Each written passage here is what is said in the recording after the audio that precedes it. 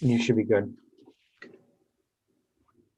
Okay, so I am calling the meeting of the advisory committee to order at 5:32 p.m. So pursuant to Governor Baker's March 12, 2020 order, suspending certain provisions of the open meeting law, general law, chapter 30A, section 18, and the governor's March 15, 2020 order imposing strict limitations on the number of people that may gather in one place, this meeting of the Southport Advisory Committee will be conducted via remote participation to the greatest extent possible. Specific information and the general guidelines for remote participation by members of the public and our parties with this right and/or requirement to attend this meeting can be found on the Town of Southborough's website. For this meeting, members of the public who wish to watch or participate in the meeting may do so in the following manner by finding the meeting at www.southboroughtown.com/remote meetings. No in-person attendance of members of the public will be permitted, but every effort will be made to ensure that the public can adequately access the proceedings in real time via technological means. In the event that we are unable to do so, despite best efforts, we will post on Southborough's website an audio or video recording, transcript, or other comprehensive record of proceedings as soon as possible after the meeting. All right, so hi everybody. It's been a while. Okay, let's go. We're going to remember last meeting we talked about trying to keep the meetings at this point to 2 hours. So we can do it, but we're going to have to be efficient here. Okay, so the first thing we need to do is hopefully we can approve 2 sets of minutes that you got today, one from 7:15, the other from 9:23. So let's start with 7:15, which was the meeting that was mostly administrative, where we elected officers and we approved reserve fund transfers and interdepartmental transfers. So did everybody have a chance to read those minutes that I did? Yes. I just had one question procedurally, Kathy. Okay. Is under discussion items, item 3. That was where you voted that I, as the new member of advisory, I could stay on capital planning as an ad hoc committee. Yes. And we took a 5-0 vote because Judy and Tim had not arrived yet. Yes. But I think in the advisory bylaw, I had to vote because we didn't have a quorum. Yeah. But I don't think I could have voted. So the minutes are correct, but I do think we should revote that with a full group to be in compliance with the bylaw. Okay, so is there any other comments on these minutes, and then we will revote Jason's participation on CPC. I have on line 67, I think for the sake of clarity, where we said there was significant discussion on item, and there's a dash. Sorry. I think Yep. it's item 930 that we're talking about.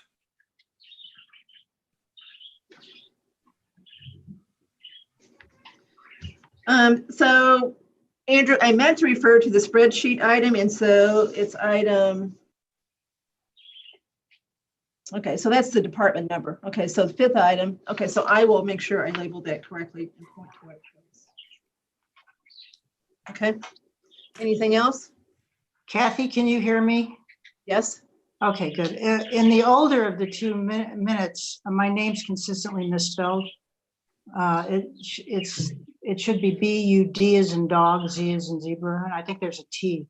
It's a common error. Well, I know how to spell your name. I did these minutes. So Judy, I don't see it spelled. Are you talking about July 15th or 9/23? You know, I'm not, it's a miracle I actually am looking at you. So I can't figure out how to do all that stuff at the same time. But one of them was wrong. It's the one that John Butler talked to us about trash. Okay, that's 9/23. So I would not misspell your name wrong. So we'll get to that one. So it's not on this one. I use initials anyway all the way through it. So it's not this one. A question. Who said question? John? Tim. Tim. Sorry, Tim. Was Andrew Dennington at the meeting? Yes. Okay, is his name up above? No. No, That is a good catch. yes, it is. So yes, he was definitely there. And then the second one, when you're ready, tell me. Go ahead. On line 64 and 65, we have AD making a motion and seconding it. All right. So what happened, if you remember, AD was supposed to make the motions, AP was going to second. It turned out AP had the numbers reversed. So on the first one, AP.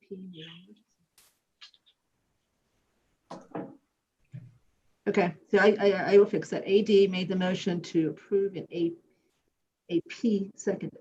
Okay. Thanks, Kathy. Anything else on 7:15? Okay, so can I have a motion to approve these minutes as edited? So move. Okay, I heard Judy and somebody. So Judy, you move, go ahead. So Judy, move it again. I move that we accept the minutes as edited. Okay, Judy moves second. Second, And the second was Tim. Jason. Jason, sorry, guys. I don't know why I can't figure who's talking here. Okay, so Jason seconded. All in favor of approving the July 15th minutes as edited. Roll call would be Judy, Yeah, Bud's eye. Cook, aye. Tim, Dennington. Martell, aye. Malinowski, Aye. Beth, Aye. Dennington, sorry, Andrew, Aye. and Rooney. Aye. Okay, so that's 7-0, Claire. Okay, now can someone make a motion for advisory to approve Jason's participation on the capital planning committee, the ad hoc capital planning committee? Do we need to do the other minutes or we're good with Yeah, that? we will. And I just don't want to forget this before we go into this. I want to do this and then we'll come back to the 9:23 minutes.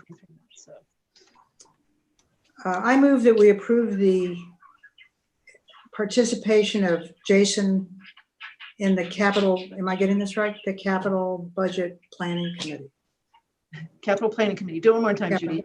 Okay, I capital move planning. that we approve the participation of Jason in the capital planning committee. Second Second. by Andrew Pfaff. All in favor of this. Jason will abstain. So roll call, Judy, Bud's eye. Cook, aye. Dennington, Aye. Martell, Aye. Pfaff, Aye. Rooney. Aye. Okay, so 6-0-1 to approve Jason's participation. Okay, so we're legal on that one now. Okay, now 9:23. So Andrew, Dennington, you want to lead the discussion on these minutes? Sure. So here, what I'm in the pages 4 through 8 of these, okay, the notes that are about the last part of our discussion, I think there's some more work we could do to kind of tighten these up and have them in the same format as you see in pages 1 through 3. So what I was thinking we could do is if the committee members have feedback on the minutes that are from like pages 1 through 3, and then at the end, the presentation that John Butler made, we can get those now. And then I'm hoping is that for the next meeting, we'll have kind of a more integrated document that we can finally approve at our next meeting. And guys, I apologize. I have spent the last month, I was overscheduled for the last month. Are you okay now? Really, actually, I am. Thank you very much for asking. And I talked to Andrew earlier and I said, my turnaround will be 72 hours. They're keeping in mind that there is a 10-day kind of draft requirement, which I totally understand. So he's been really very, very helpful in terms of I actually wrote a Bible, and it was a combination of looking at the old minutes in terms of how every line was numbered, which is fine. And then I talked with Andrew and he said a summary of discussions is adequate. So that's essentially the pull away from that. What I can do if you guys want to tonight, if you want to go through the first, the part where it's a little, it was that I had put down. Some of it makes sense, some of it doesn't. If you want to go through that tonight, I can certainly do that. If you want to just do a screen share, I'm set up for that. You guys tell me how you want to do it. We've got a lot on the agenda tonight, so I don't want to spend a lot of time And on then I this. So told Andrew Dennington, why Andrew don't that I you, would have any changes that you guys want. so why don't you work with Andrew Dennington, get him cleaned up, and then get us another copy that we can actually vote on next meeting. Okay. Andrew Dennington, do you agree? Yeah, I think Claire's connection was breaking up a little bit there. I'm sorry, I didn't realize I was talking to myself. Something switched. Okay. We can hear you, but your image, I think, is frozen. I was on a Zoom yesterday where the same thing happened, and where you leave and then you come up. Looks like it's cleared up now. Just slightly moved. Okay, so Do you Andrew, need do you me- agree that you and she will work on these and get them Yes. cleaned up? And they sit Yeah, such so for the next minute, we'll have something that's more integrated, and we'll go through them at that time. All I right. appreciate that. Okay, And Judy, Yes, did, when you refer to your name consistently being spelt wrong, was that in the 9:23 minutes? yes. thank you. My apologies. That's I okay. will fix. Happens all the time, BUDZ. all the time. Okay, all right. Moving on. Exactly the way it is on the screen. Okay, so chairman's update. Tax rate still hasn't quite been set. It's getting close. Assessor met with Board of Selectmen last night. They approved a single tax rate, and no one was there to protest like there usually is. So they did approve the single tax rate again, like we've had for ever. One thing that is changing slightly, the governor released a new budget this week, and it is better than what we had been using by about $70,000. So they're going to incorporate that number into the setting the tax rate as far as other revenue goes. So that'll help a little bit. So if you remember at town meeting, after the motion to reduce the utilities for the public safety building, our projected year-over-year residential tax rate increase was 0.77%. Since then, once they actually finalized valuations and a couple of small things, the projected rate increase went up to 1.63%. This will bring it down a little bit too. So when everything is said and done, it should be just above 1% as far as the average tax bill go out in December. Yeah, I think Okay. it's a pretty big shift. It is, and I'm still not sure it's right. Andrew, that's why I didn't want to go into more details, because I know what the shifts were, and it should not have made that much of a shift. So I'm still not convinced it's right. I'm basing this on Brian's spreadsheet. So I'm still going to look at it and make sure that we understand what the changes were, but that's at least what it says right now. Okay. Clear.gov budget software. So I sent everybody an email, I don't know, about an hour and a half ago, that gives everyone a link if you want to do some online training. I think it takes about 30 minutes, supposedly. Now, you don't have to do it if you don't want to do it. But that's what the town departments are using right now to basically work on their budget. We don't have any access to change anything. We've got view access. So you don't have to do it if you don't want to do it, but if you do want to do it, that's one way to do it. If you need and want more training, then we can get some live training too, but I'm waiting to see what people want. I know Andrew Pfaff has looked at it. I know Jason's looked at it. So it's just really up to you as far as how much you want to go into this, but at some point, we will be using that to look at the budget. We won't have the Excel workbook anymore to look at. We're going to keep the Excel workbook to maintain the impact on tax rates, et cetera, that the budget software doesn't do, but it won't be used to maintain the individual budgets like it has been in the past. Okay, COVID. I was told by Brian Ballantyne that Carla McAuliffe, our new town accountant, has literally spent about 3/4 of her time recently trying to finished identifying all COVID-related expenses that can be submitted to either FEMA and or federal government, state government through the CARES Act for reimbursement. And apparently it's done. She did a cutoff, I think, late last week as far as what she was going to pick up. I don't know what the numbers are yet, but it looks like at least the process for now is done. So I will report back once I know what the numbers are. But apparently a lot of time, which is what we wanted, has been spent trying to identify expenses that are potentially reimbursable. And the last thing to report is, this is a PSA from Jim Hargreaty. Jim Hargreaty has asked me to ask you guys to spread the word that he really, really is encouraging people to either mail in vote or early vote. He is extremely worried about what's going to happen on election day for a variety of reasons. So I guess it's keeping him up at night. So anything we can do to help the process to make so that we don't have a lot of people voting on November 3rd, he would appreciate us doing. Okay. All right. So Mr. Martell, would you please unmute, because I want you to handle.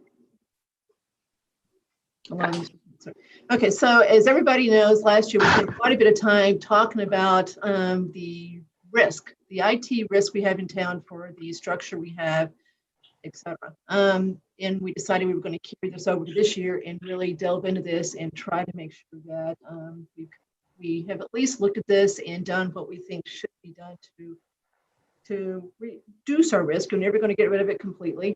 I would think Tim would agree, but we can do some things, I think, to mitigate this.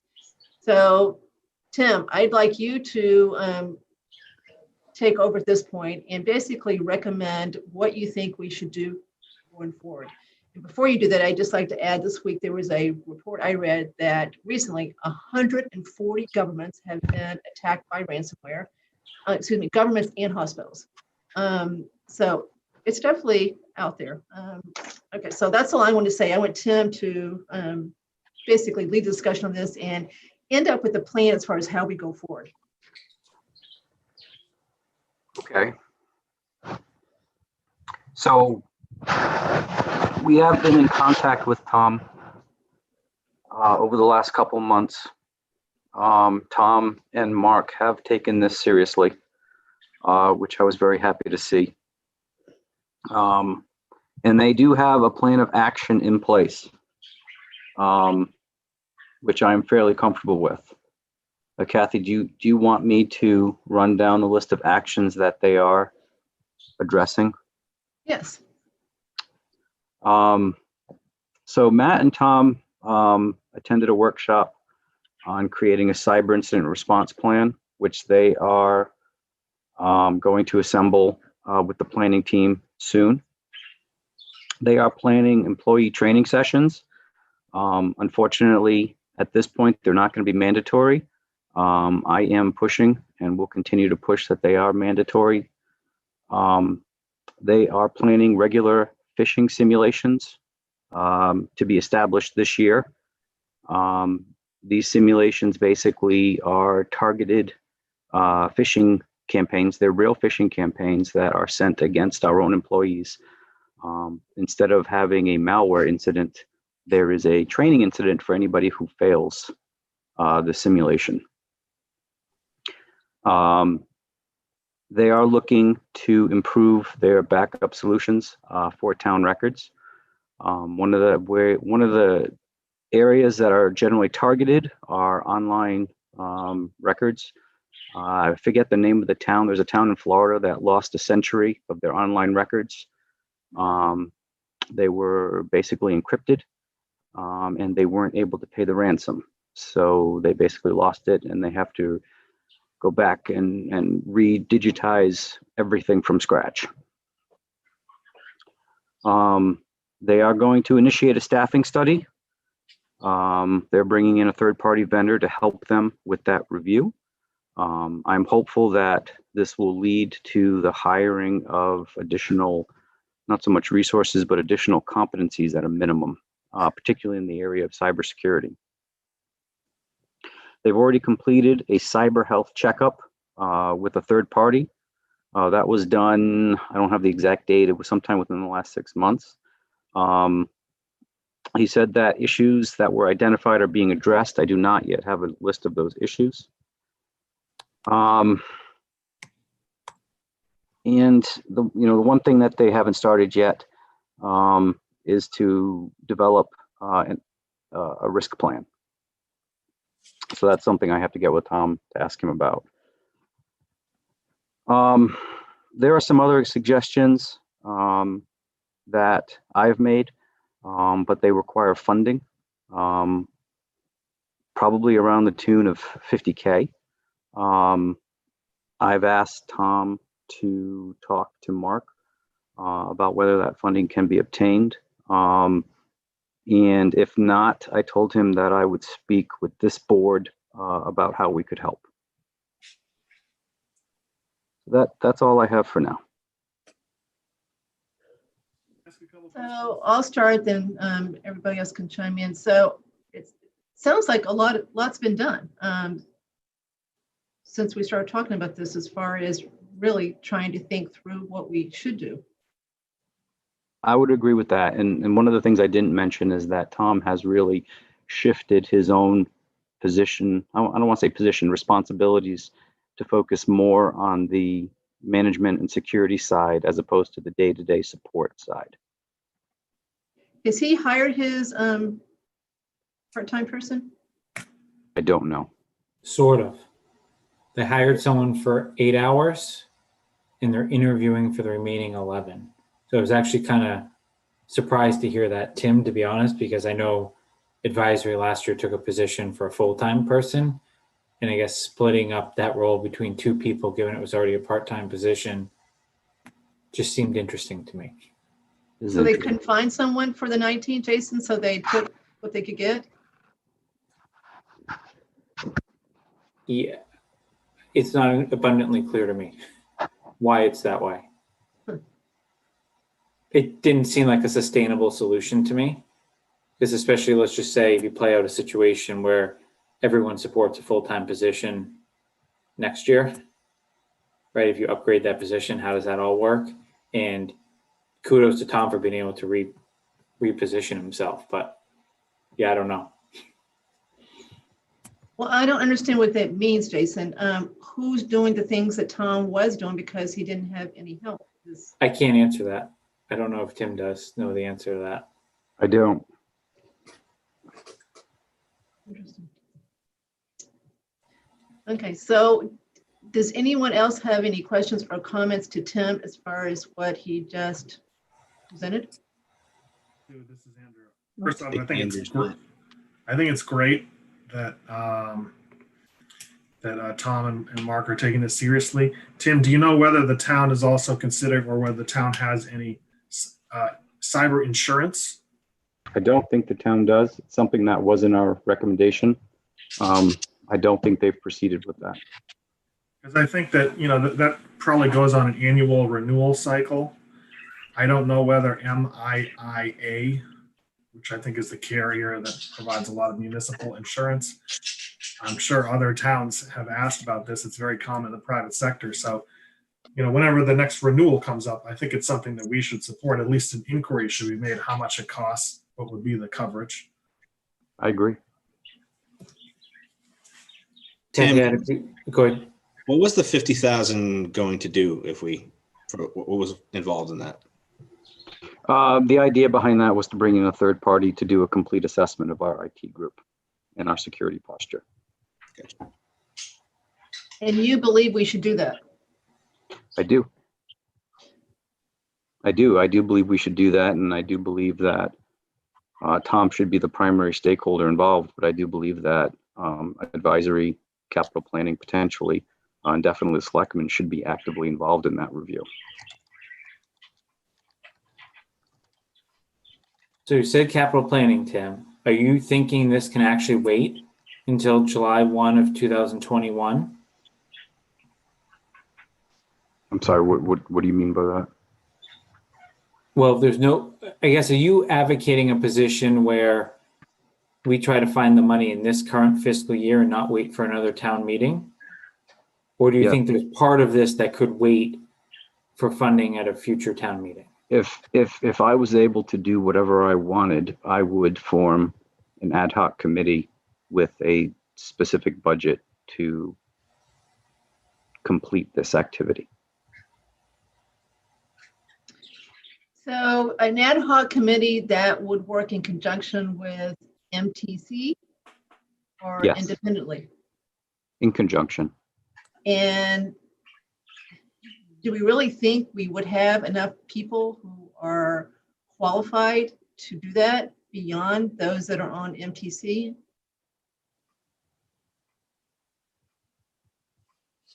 I guess it depends what you want from the qualifications. Most of the subject matter expertise would come from the third-party vendor. Why could you not do that through the standing MTC? Why would you want to do a separate ad hoc versus using MTC? We could. I don't know how. We could do that through them. And this is what the third year we've had MTC, and I know they've got some really bright, capable people on there, but they have, at least during times, had trouble getting quorums at meetings and meeting regularly. So to try to form another summer committee, I think might be hard to do, and I think that BOS would probably question why we need an ad hoc when we've got already an existing committee that one would think could do this. Part of the reason, and I'm not strongly, wedded to this idea of an ad hoc committee, but having multiple boards personally engaged is beneficial. On top of that, it would have, when you have an ad hoc committee, it's time bound, right? It can't be, the can can't be kicked down the road. You're right, they are. So I don't know what you mean by having multiple boards involved. What does that mean? Well, I mean, you'd have a representative from advisory, a representative from the selectmen, a representative from the technology committee. You probably have Tom on it, right? Possibly a citizen at large. Anyone want to weigh in here? I leave it to the experts. Kathy, I'm certainly not offended if you don't want to go down that path. There is something to be said for utilizing the existing technology committee as long as there was an expectation that the work would get done in a timely manner. So if if you were the official liaison to that committee, Tom obviously would be involved. It seems to me that would be the better route to go. And then if that doesn't work, we could always, reassess. But I don't think the Board of Selectmen are going to support an ad hoc committee for something we already have. Is my That's fine. initial reaction. Yeah, as I said, I'm not firmly wedded to any particular path forward. I do think that some sort of leadership needs to be applied to make certain that the momentum isn't lost.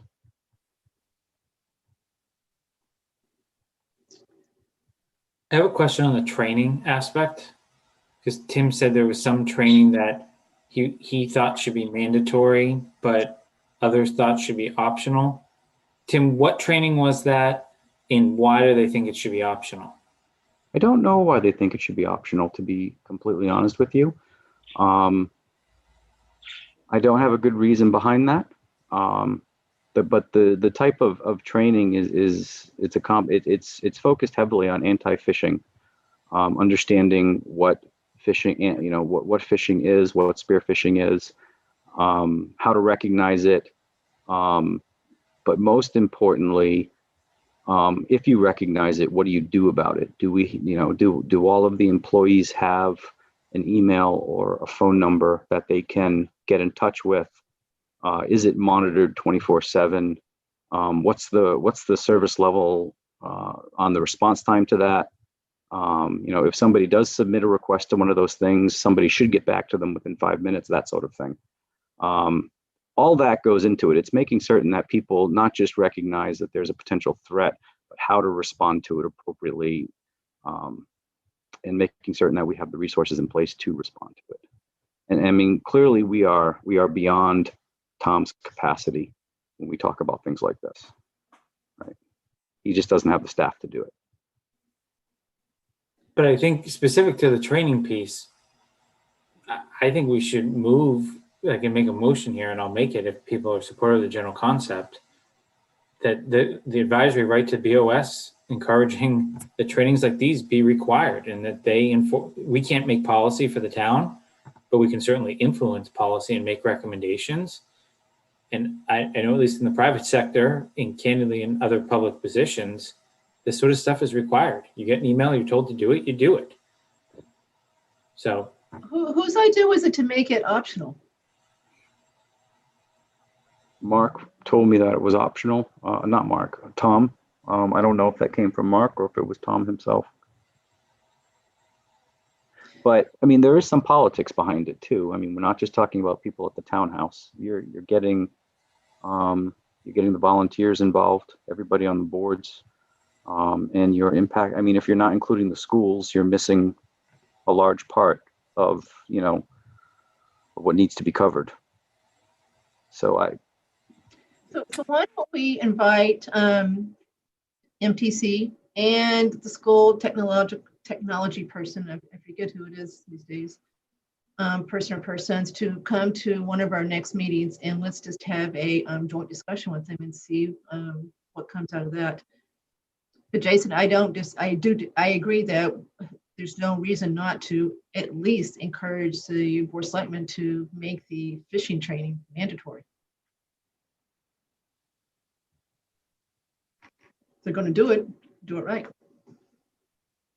Yeah, and then I think to Tim's comment of how do we support the 50K or whatever would be needed to start down this road, whether it's a separate subcommittee or other committee, there's clearly nothing in the budget this year that would contemplate it.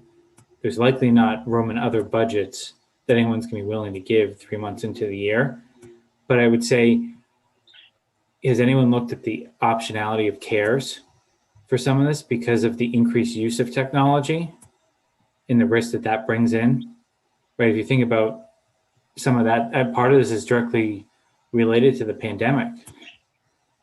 I don't know the answer, but would think that would be the place to start. Yep. And Jason, I just looked it up, but there's a cybersecurity awareness grant program for the state for towns that closed in June. So hope maybe for next year's thing, but might not be something bad to look at. Okay, so how about this for a plan? So good job, Tim. I think we've made a lot of progress since the end of the year. Does anyone disagree with the plan to invite MTC and the school technology people, and Tom, of course, to one of our next two meetings? it would be nice if Tom could also give us, even a 10-15 minute update on the action items that he's currently pursuing. But we could get that from him, without a meeting and distribute that. So everybody's got that before that meeting. Okay. I didn't know if we wanted to give him a chance to talk through it. So Tim, you're recommending that we talk to Tom first before we talk to MTC? I think it would be, let's talk to Tom, see if he wants to come in and talk to us. And then talk to MTC after that. Okay, so can you take charge of that, talking to Tom first, letting him know what we did tonight, and getting his, basically his opinion on what to do going forward. But simultaneously, I think we definitely should write the BOS and say, make that fishing training mandatory. And Kathy, just to not lose momentum on the insurance piece of this, another thing we could do that's pretty easy is Tim or another one of us could just make a simple question to Mark about what is our insurance renewal cycle, so we can find out when is the time to get a quote on. Yep. So can you do that, Andrew? Sure.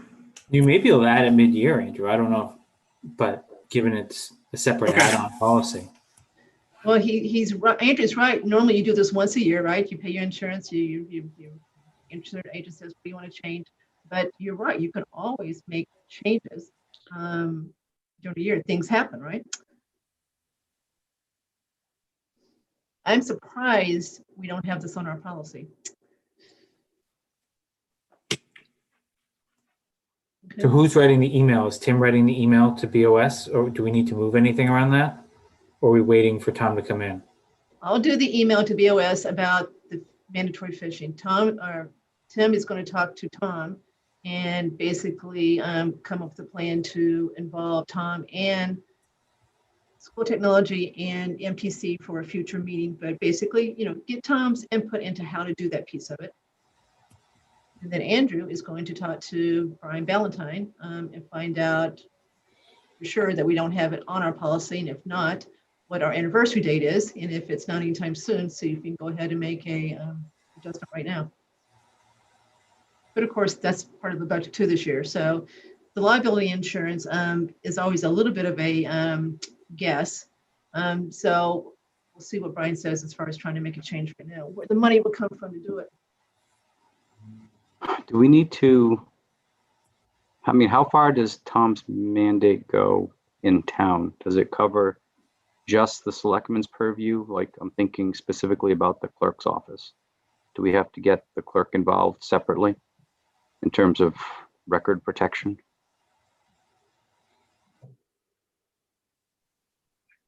I don't know. I don't know the answer, but I'd say even if you don't have to do it, why wouldn't you want to do it? Jim, of course, is Sure. very interested in this and has certainly made that one of his priorities since he was elected town clerk. So I think he should be involved, even if you don't have to involve him. He's quite busy right now, but I'm quite confident he would be interested in being involved in this discussion at least. And would like that we're having it too. So Tim, you want to reach out to Jim too? I will. Let's bring him. And MIAA does offer a cyber liability policy.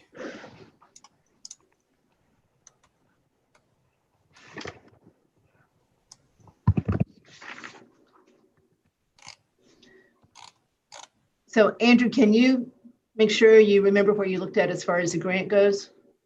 Yep, I sent it to Tim. We're going to talk about grants in a minute, but let's make sure that we at least stay on top of that one. First, the reserve fund transfer. Okay. Anybody else have any more comment before we move on to the next topic? Did we have strong opinions about staffing levels in terms of how they're filling it, or are we just? Well, can you just find out what's going on? Yeah. Okay. So let's get the info first. I mean, maybe he couldn't find someone for 19 hours. So he took what he could get and then found somebody else for the other piece of it. Or maybe he likes 2 people. Okay. Next one is grant application process. And you're probably wondering why this one's on here.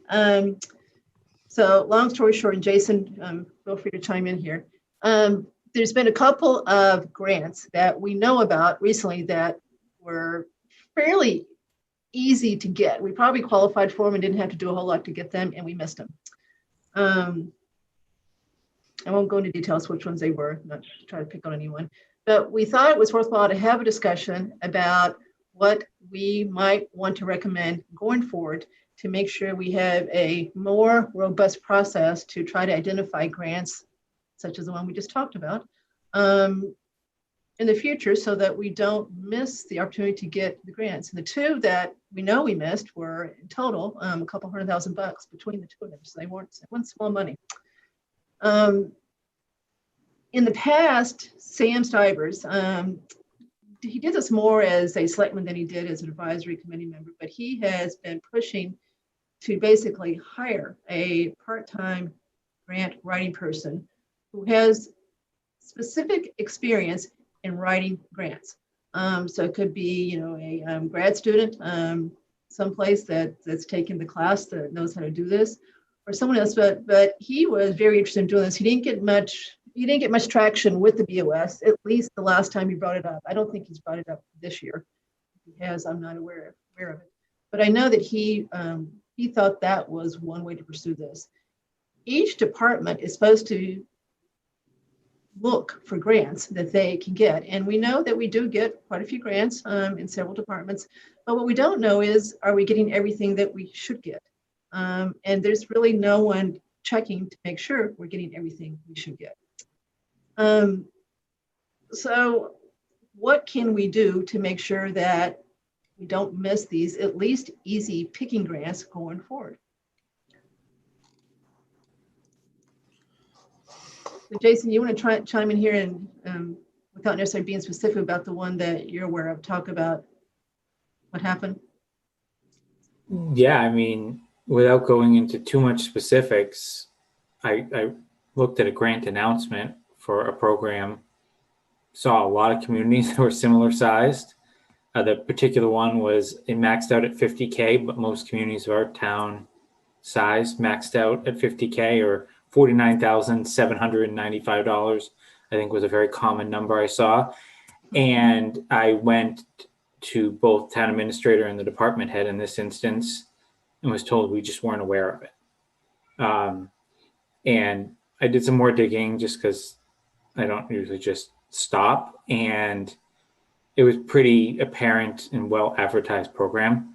I would say there are others that are just really not advertised well and are really hard to find, and you kind of just find out through the grapevine. So while I like Sam's concept that you mentioned, Kathy, about grant writing, I think we have a fundamental issue right now in identification of which ones we should be going after and making sure we are prepared. Because there's another program that would have been really good for the conversation that the Capital Planning Committee had last week about emergency generators that we can't even apply for because the town hasn't done the right paperwork yet for. So I would say, first and foremost, because this covers operations, it covers elected boards, it covers appointed boards, and it covers capital. Everyone's kind of just off on their own silo. The BOS needs to work with the town administrator to find one person in town that is going to be point for checking all the sources that are out there for grants. And it shouldn't be coming from advisory, and it shouldn't be coming from volunteers in town that are out looking for these things. Great if we stumble across it and pass it along. That's all good and well. But first and foremost, it's the identification of the programs. We also have many department heads that have in their contracts and job descriptions grants. They also need to be held accountable for identifying them. Then I think we need to find what's the right support system underneath them to write it. Some of them may be phenomenal grant writers. Some of them may not. We didn't necessarily hire someone because they were a good grant writer. We hired them to be a leader. So, you know, we can find the right level of support, whether it's a grant writer from Sam Stiver's suggestion, or whether there's just someone in town that's really good at doing the initial, you know, walkthrough and letting the department head add in the expertise, et cetera. I think that would be how I would approach this, is more of a two-pronged. But first and foremost, there has to be an accountability element to start and go from there. But do we want to go as far as recommending to the BOS how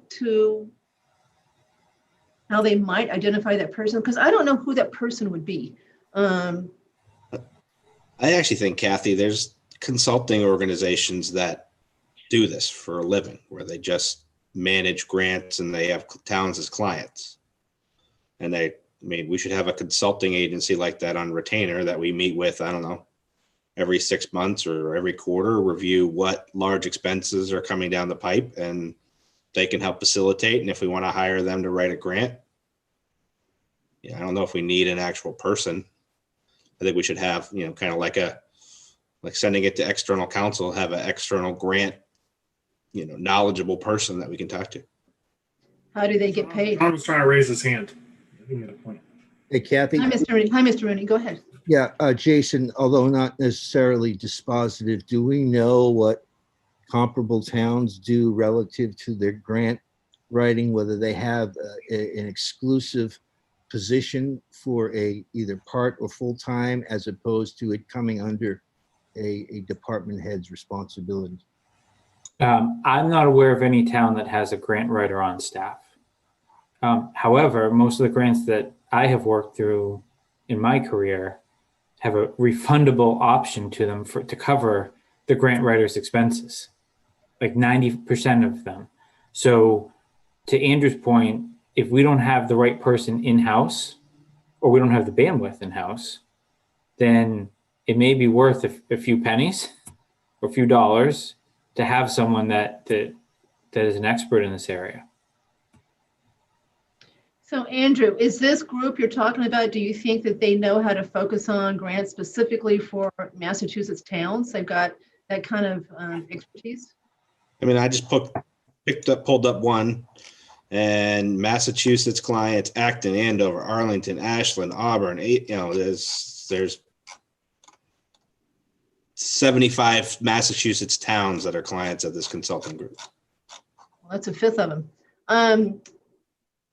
So this is actually kind of exciting. So what if we write a letter to the BOS and basically say, guys and ladies, we believe we could do a better job grant writing in town without throwing anybody under the bus here.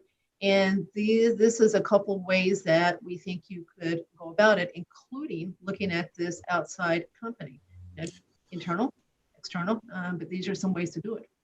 Yeah, like almost an RFQ for external grant writing and grant searching capabilities.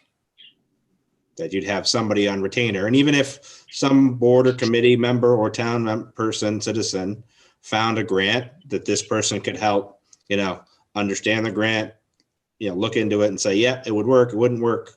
Ideally, they'd be the one coming to us with those, but basically somebody that can kind of facilitate the overall grant picture. Anybody disagree with that? Again, all we can do is recommend, but I really do think that, I don't know why anybody wouldn't take this seriously. Kathy, if you're drafting the letter, I would say we also use the word collaborate, because I think there's a bunch of us on this, I would guess, that would be willing to help out and think through it, given our various areas of expertise. And I think more of a double-edged prong of, having multiple people be on the lookout for these things also will help, because you're not going to run an RFQ process overnight. And every day that goes by, we are missing things if we're not focused on this. Yeah. So, see, what you get when you bring these things up and know a lot is you get nominated to write the letters. So Andrew Pfaff, you want to put the letter together to let us look at next meeting? We'll put something together, and I'll try to find a few examples and maybe even talk to this company on the one that you pulled up and see what they say, and ask them, try to see, ask them to prove how successful they've been. And to even give you lots to do, maybe call a couple of the towns that are listed there and see what they think as far as whether they're happy with what they've done and what kind of results they got. Yep, and I know there's some other ones I've looked at in the past, like when we were looking at the fire stuff, there was some people that came in and looked at all the fire equipment, and then that company also helped write the grants and that kind of thing. So I know there's more various people. We want to see if they want 30 minutes of our time to present to us. Yeah, I mean, I'll give them a call and see if this specific company, but I'd like to, But be careful with bid rules. I'd run that through Mark before we have a company coming to present to us. I could do a pre-screen and see if it's just a something that they would offer from a surface perspective, and then we could talk about how we would do an RFQ. And talk to a It's couple really what a towns. 30-minute conversation would be. Talk to a couple towns too. Yeah. Okay. Anybody else on that one before we move on?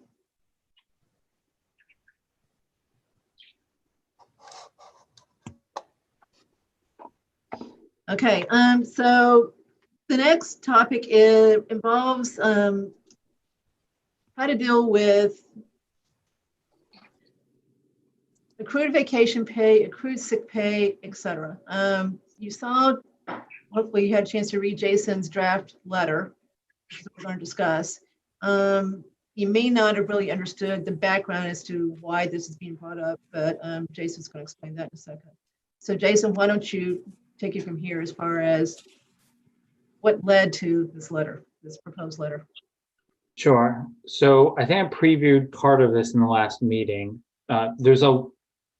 As I peeled the onion back since the last meeting, I learned more that frankly was not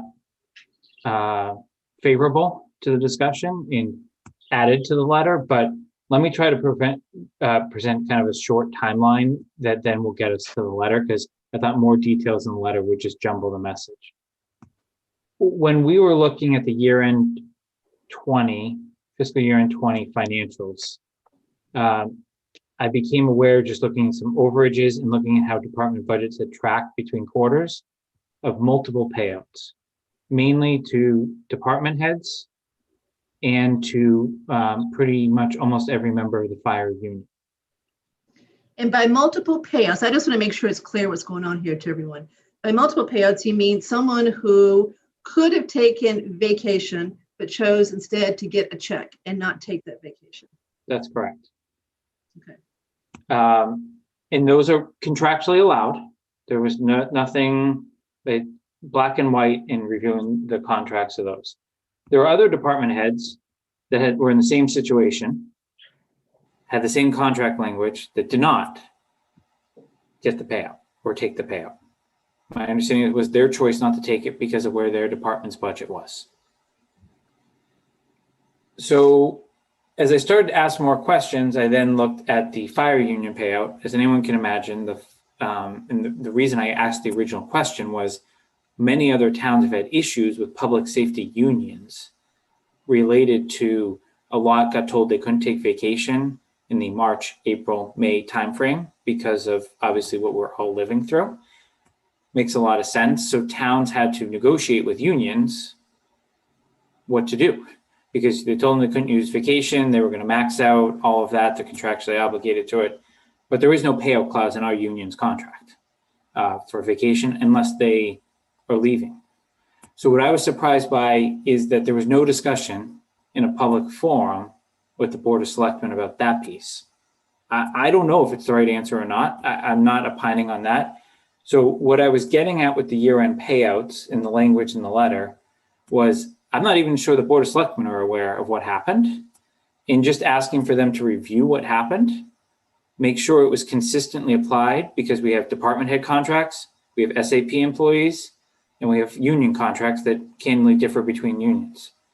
And to make sure it was fair, consistent, given the circumstances that different parties were working through. Let's face it, some departments were in the middle of it, and some departments were on the back, basically sitting on the sidelines.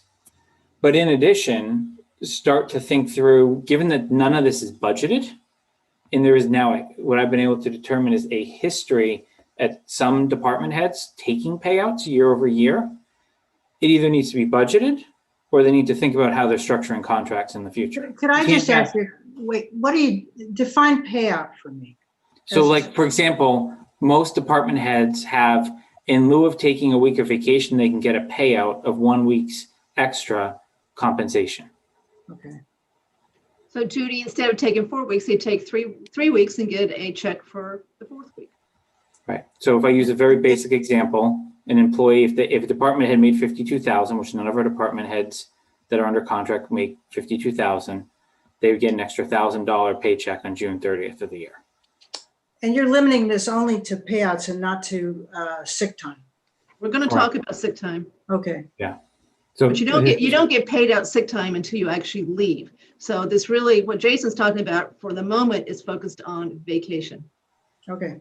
Right. So what bullet point 1 in the draft email to the selectmen talk about is really making sure that they go back and review this and discuss it, because I don't know if that's what the fire union wanted or not. Maybe that's what they wanted. Maybe that's not what they wanted. Maybe they just wanted to take their vacation time in a future time period, which may not have actually cost down money, because they only backfill when they're down 2 people on a shift.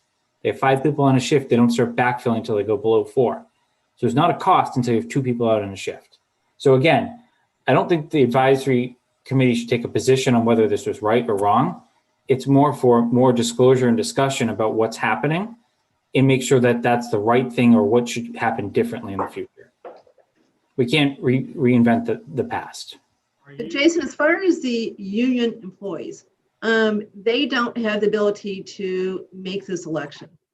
They just get so Not much based on vacation. we have multiple attorneys here. I've read the contract. I don't read it, that they have the ability to get a payout. So the ones that do have the ability to take the option of payout are, for the most part, those that have a contract with the town manager, fire chief, police chief, etc. Correct. Okay, SAP don't have this.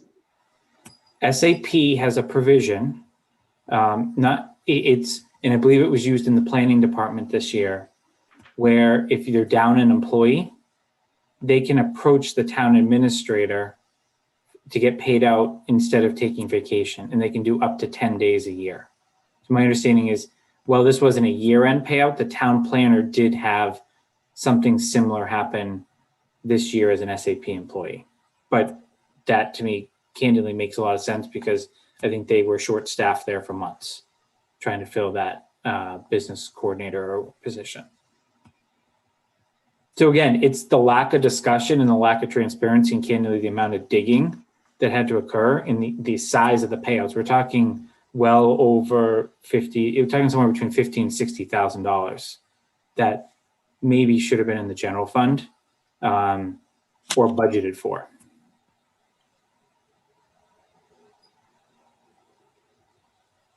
Okay, so does anyone have a question about that specific piece of it? Because we're going to talk about sick pay in a second. It's basically overtime. How you would budget for it. It's not overtime, but Well, you just budgeted it for salaries. For example, if one department head has taken it for 8 years in a row, Yeah. you might as well just put it into the budget if that's what the expectation is. And I don't know, because all the department has to do is notify the town treasurer, and it just shows up in their paycheck. There's no like notification or tracking. So it goes to tracking, which is where I'm going to go next. Is then I ask questions of, well, how is vacation time tracked? We all know these department heads work far more than 40 hours a week. Some of them that work in emergency positions get called back at all hours of the night at random times. And there is no standard work week, but how is that vacation actually being tracked? So I asked for a balance sheet of what the accrued vacation liability in sick time was for the town at 6/30/19 and 6/30/20.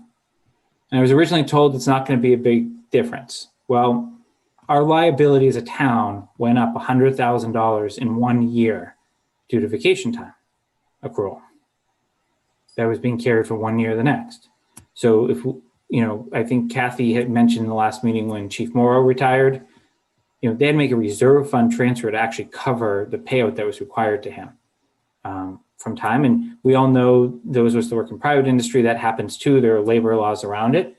So what was a little startling, this really goes to bullet point 3, and we'll come back to bullet point 2, is there is no one uniform person, control, or process in this town to actually maintain vacation time. There are some departments that track it on their own.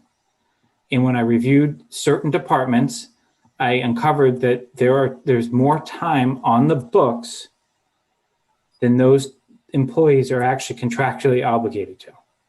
It's very simple math. And when I asked the question, I was told, well, this is just the way it's been done, and we'd like to see it come under one umbrella. And I don't think there's resistance to it coming under one umbrella from at least my discussion with Mark and Brian.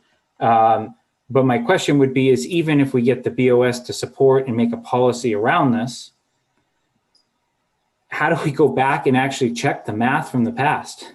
And was frankly quite troubling. Now, part of it's just probably the nature of the work I do, but this is pretty basic blocking and tackling that's easily automated in the software for any business, no matter how many different contracts you have.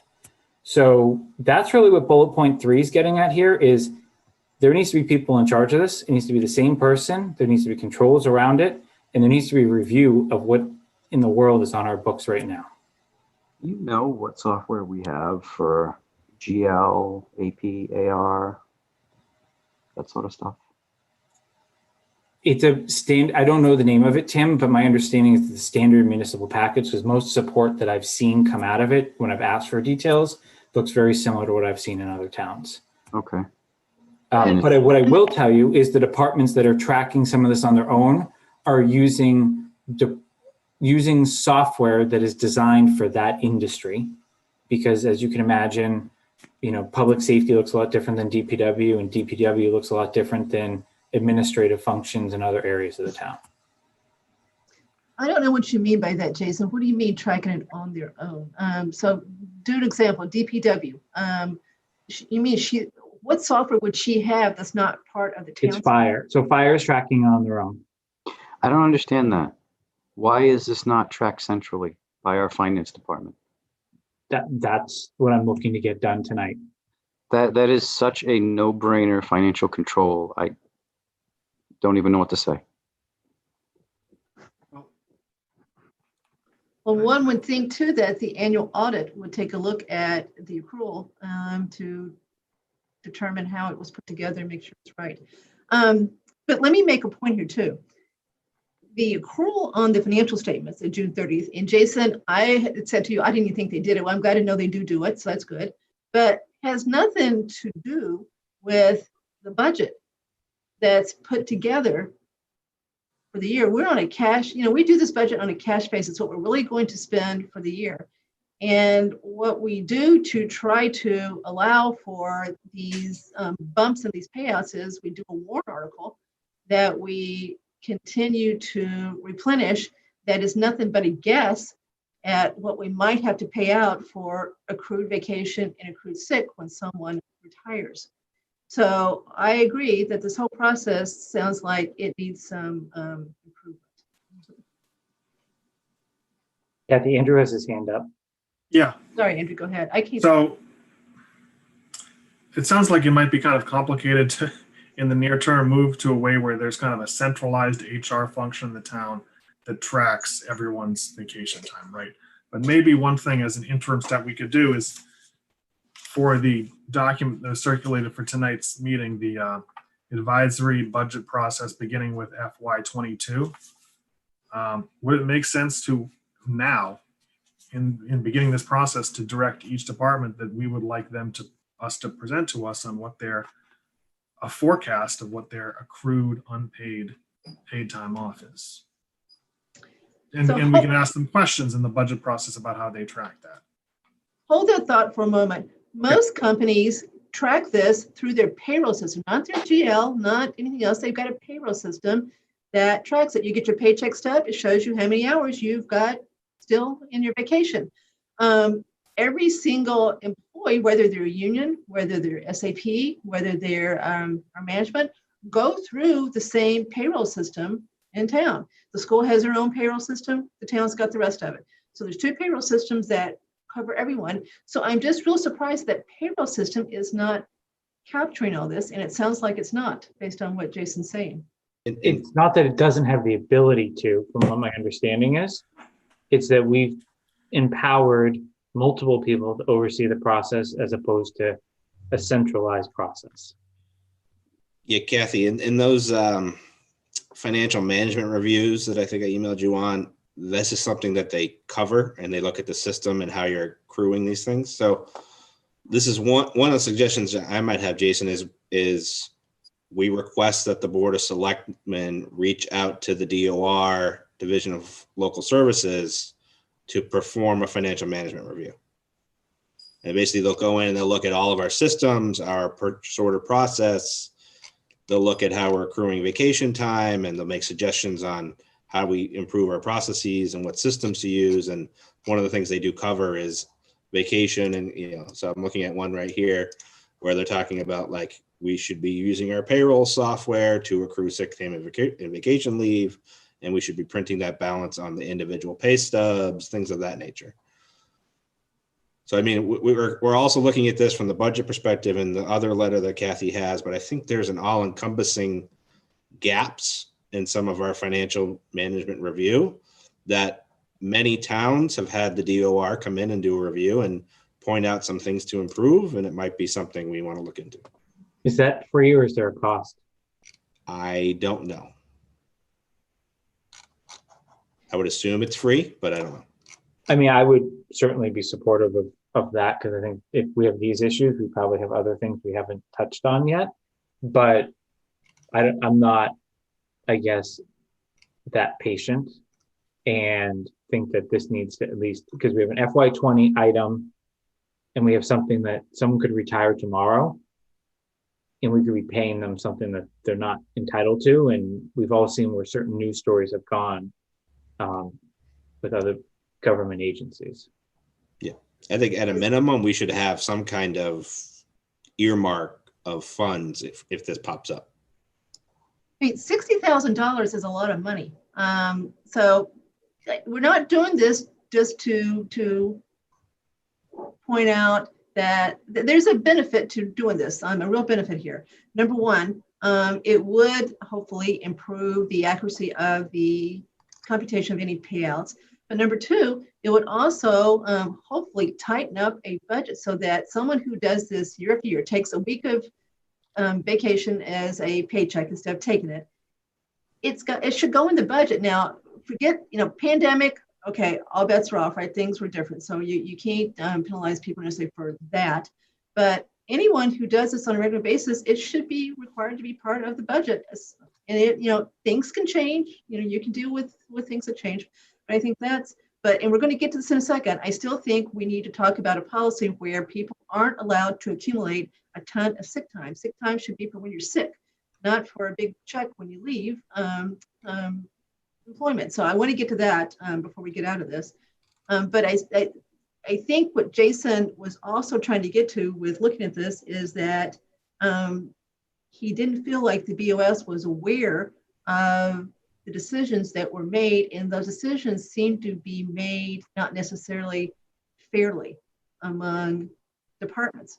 And if we really do have a group of people, the union employees for the fire department, that had to work and couldn't take vacation because they were told they had to work, and they have no ability to do anything else but work, and they can't get a check for that, and they just have to work. So they're going to lose vacation. That seems to me that's got to be dealt with. Yeah, and I just think what I've seen in other communities, right, is there was an active conversation with the union in an executive session. It was a bargaining night. I don't know whether that happened or not. I don't see any evidence that happened. I don't know what the right answer is. But the question is, what discussions occurred? Well, with everything that you asked, Jason, and the work you did on this, my guess is you would have been told that if it had happened. So I think you can conclude it did not happen. That's fair. Okay. All right. So can we move on to whether anyone's got an appetite to really hone in on the ability to recommend a different policy as far as accrued sick time? I mean, am I the only one that is bothered by someone getting a check for $100,000? Well, Kathy, I think that's what I'm trying to accomplish with page 2, going to personnel board. You are. I just want to make sure that everybody agrees with this, because this is a big deal to change this. And you certainly can do it. This is not a state law that says you do. So we certainly have the right to change this. So can we talk about that now and see where the committee stands? Because I agree, it's in the letter, but I just want to make sure that we all agree that that's something we want to recommend and believe it's the right thing to do, because that is a pretty significant change from the current policy. Can I say here that the state pays out sick time? So I retired when I had to, the choice was either teaching totally online, which is beyond death, or retiring. So I retired and I got paid out sick days, which was Okay, a nice surprise. so are you saying that you think that it's the right thing to do? You don't want to change it? Well, I think I certainly didn't expect it. But I didn't take very many sick days. And so I was entitled to them. And the state, I'm just telling you what the state does. They pay out sick days. The union must have agreed to X number of sick days per year. I've been there since the dawn of time. So I got a nice check for my accrued and unused sick time. One of the issues too, and Jason brings this up, is that then what do you do? Do you apply this to new employees? If you were to agree you wanted to do this, is it new employees? And of course, we don't have much control over what ends up in the union contract. So you'd have to get the negotiators on the town side to agree to try to push for this too. Southborough is a small town and doesn't have a whole lot of sway as far as what goes in those contracts. Kathy, on the union contracts, surprisingly, I don't think they have a lot of sick time payouts. They actually But, I bank, was thinking of Joe Morrow, so you're right. He's not, he was the chief. So he's the one that still, I keep going back to. So, okay, so you don't think they can do that? they actually bank it to help their brothers and sisters. Right? So like someone gets cancer and they're out for a year because of all the treatment they need to go through. Maybe that person runs out, but they can use someone else's to cover it, so they still have a paycheck, as opposed to just getting a paycheck coming up. That's how at least one of the contracts I read works. So it goes into a sick bank, so it's really truly being used for sick time as opposed to, payouts. So maybe this only applies to SAP and people with contracts with the town directly. Yeah. Well, I think the important thing is consistency. Well, then we're not consistent based Well, on. you may not get consistency on this because a bargaining unit may view it differently because of what they do and what they're trying to accomplish as a group. But I guess I'm no author, but the intent of how I drafted at least the personnel board side of this is they are very competent, right, in the HR space.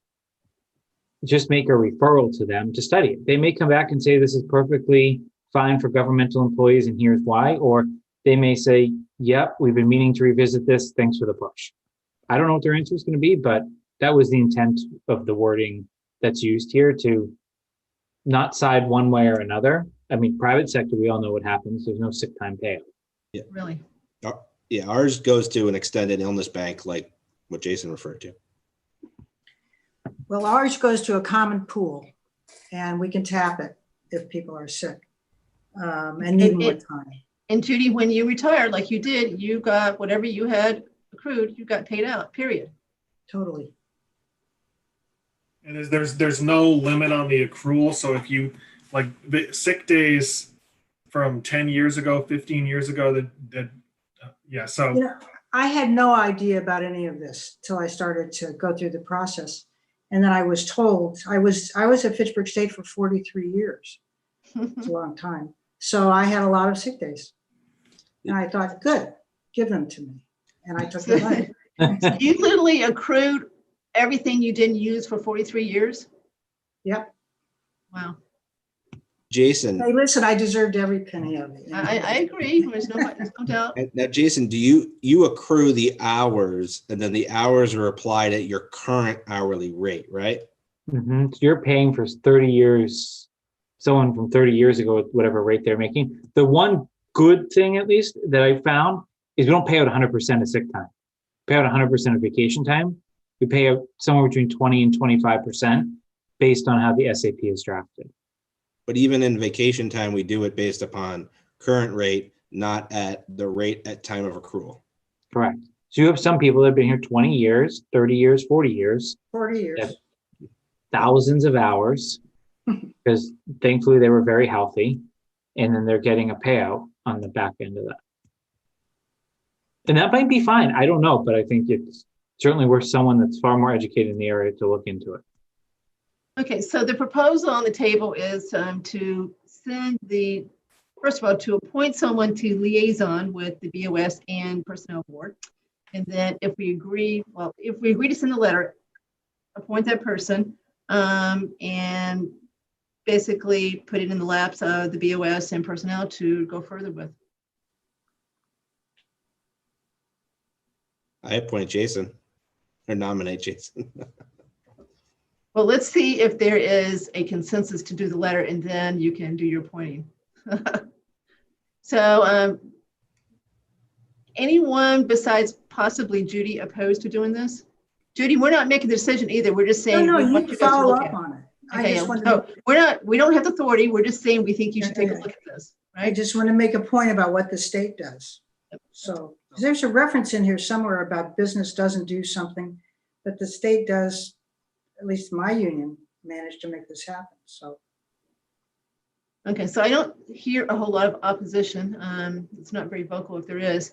So if that's the case, can someone make a motion to basically send these two letters to the respective board of selectmen and to the personnel board? So moved. Second, Okay, roll call vote. Judy, Bud's eye. Cook, aye. Andrew Dennington. Aye. Okay, Tim, Aye. Jason, Aye. Andrew, Aye. Mr. Rooney. Aye. Okay, so 7-0. Okay, now, Andrew, would you like to make your recommendation? Well, first of all, let's ask Jason, given Jason's got a whole lot on his plate right now, whether he would be willing to be the point person to each of the personnel board and board of selectmen. I'd be happy to do it, and I'm hoping it's just a quick conversation with each board and let them go off and run their process and bring the feedback back from them. All right, so Jason has been nominated to fill the role of liaison. So Andrew's nominating him a second on nominating Jason to do this. Second. Okay, Andrew Dennington seconded. All in favor, Judy, Aye. Cook, aye. Andrew Dennington. Did you say aye? Okay, we can't hear you, even though it doesn't. Aye. Give you- Okay, aye. Thank you. Okay, Tim, Aye. Jason, Abstain? Andrew, Aye. Mr. Rooney. Aye. Okay, so 6-0-1. So Mr. Rooney, you're awfully quiet tonight. Yeah, I'm very attentive though. Okay, good. All right. I know you are. You always Because are. he can't see anything. He's in his back porch. It's dark now. Okay. All right. Next topic is budget process. So I have sent you guys today a draft plan for the budget process starting this year and hopefully I am hoping people have looked at this and have comments to improve this. But before we do that, I just want to explain what is going to happen this year that's different from previous years. So we now have the ClearGov software. So rather than the departments being asked to fill out a set of spreadsheets that we're used to seeing, where they show us the last 3 years of budgets and then their proposed budget, and then they give us their salaries, they are instead going to input their budget information directly into ClearGov. We'll be able to see it. We all have logins to see it, but they're not being asked to fill out the normal budget spreadsheets that they have in the past. So one thing we're going to have to do after this meeting is two of us are going to have to get together and figure out what we want to, how we want to request information that we're going to decide tonight we are going to request. So the departments have been asked to input their budget no later than October 28th. That's their deadline to have all their information in. So that's a week from now. And then they're kind of off to the races as far as seeing stuff. So I've proposed something a little bit different than what we've done, at least in the last couple of years. We actually used to do some of this in prior years, but we haven't in the last few years. And I've talked to one or two of you about what should go in here. So I'm looking for comments back as far as specifically, first of all, what do we want to request from the departments to help advisory do their work this year as far as the budget for fiscal year 22.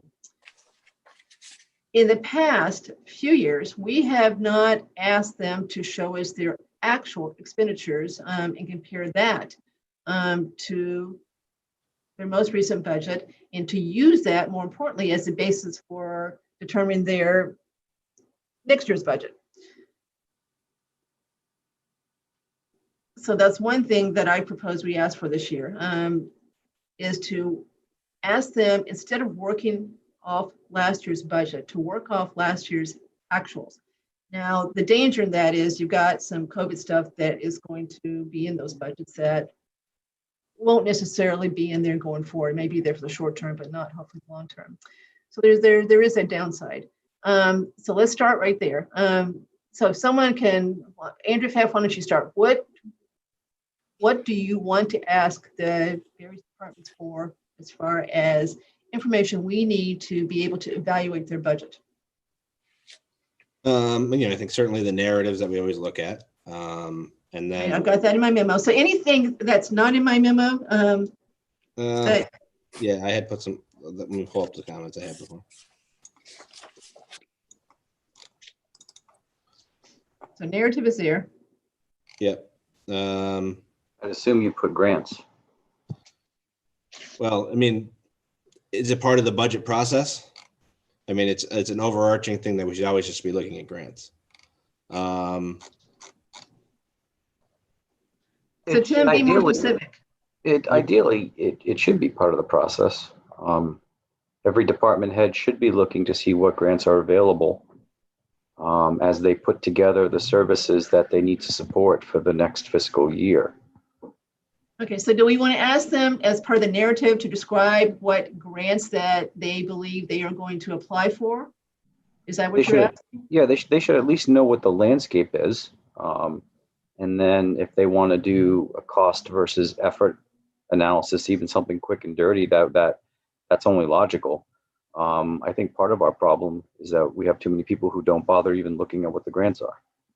Okay, so I'll tell you an issue with doing, there's nothing wrong with saying what grants do you think you're going to get and how much and da-da-da.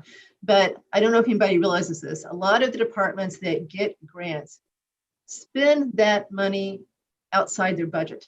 So it's not in their budget. They assume they're going to get a grant and they're going to spend the grant the way they applied for the grant to be spent.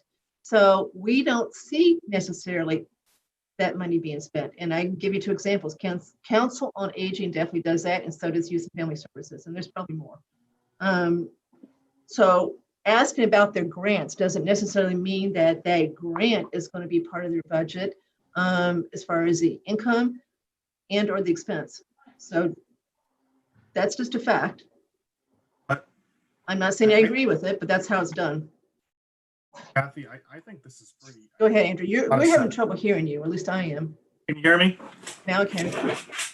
I think it makes a lot of sense for all the reasons that Tim said as part of this annual process, ask every department about what they're doing to identify grants. As much as, that you said that some of the grants are used to pay for money that is not budgeted, but that's a way of paying for wish list items that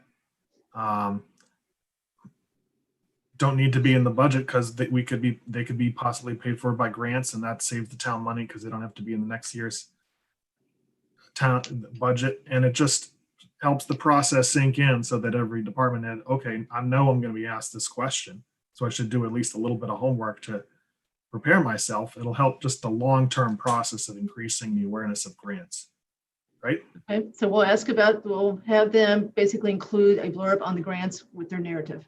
Because grants also run out at some point in time and come into they slip into your operating budget. They do. And that's happened with a couple where they lost grants that they've been used to. And then all at once their budget goes up because guess what? They still need to spend the money and they just don't have the grants. So so we should know, in theory, we want to know what current grants they're getting that they're, counting on, right? And then we want to know what other grants they're looking to get. And I would say whether or not we need to have any matching funds available for those grants. Some departments already know what they're going to get outside of the state, outside of the town budget. I know the library can predict with some accuracy where other money is coming from. So they include it.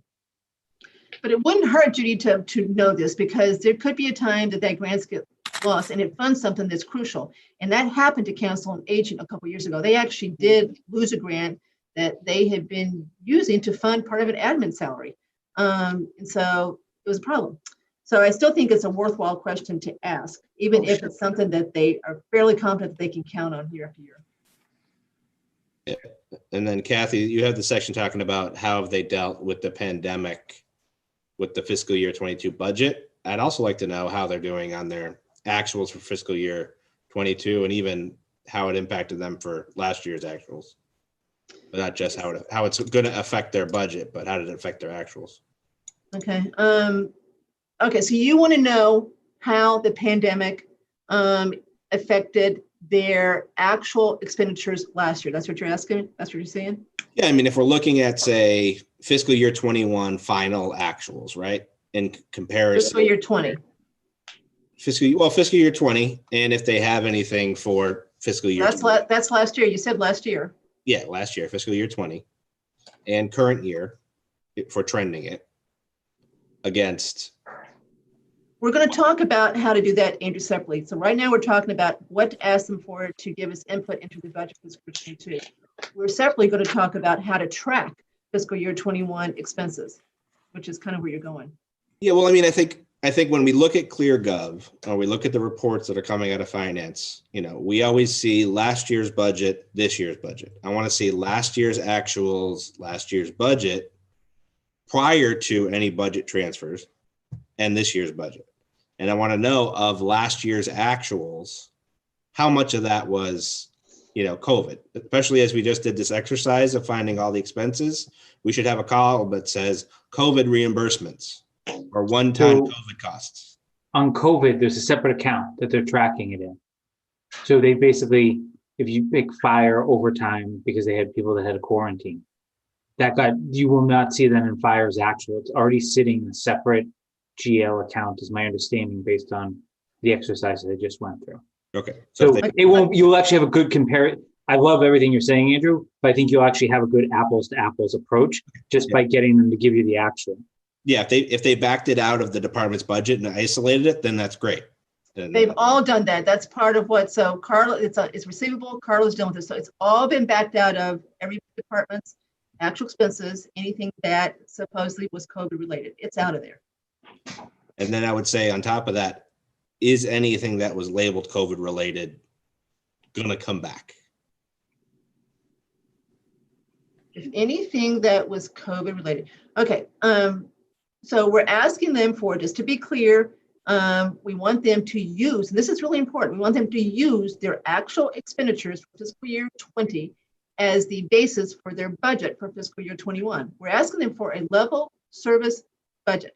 We are asking them not to add any new programs, any new people, et cetera. We want them to basically continue to provide the services they did last year and tell us what the cost of doing that is, but build that based on the actual expenses last year. So we can say, okay, this year you want this, last year you spent that. What's the difference? Why is there a difference, right? Yeah, I mean, if you need $100,000, if you had $100,000 budget last year and you spent 50, and you're saying you need another 100 this year or 110, why do you need that if you didn't spend it last year?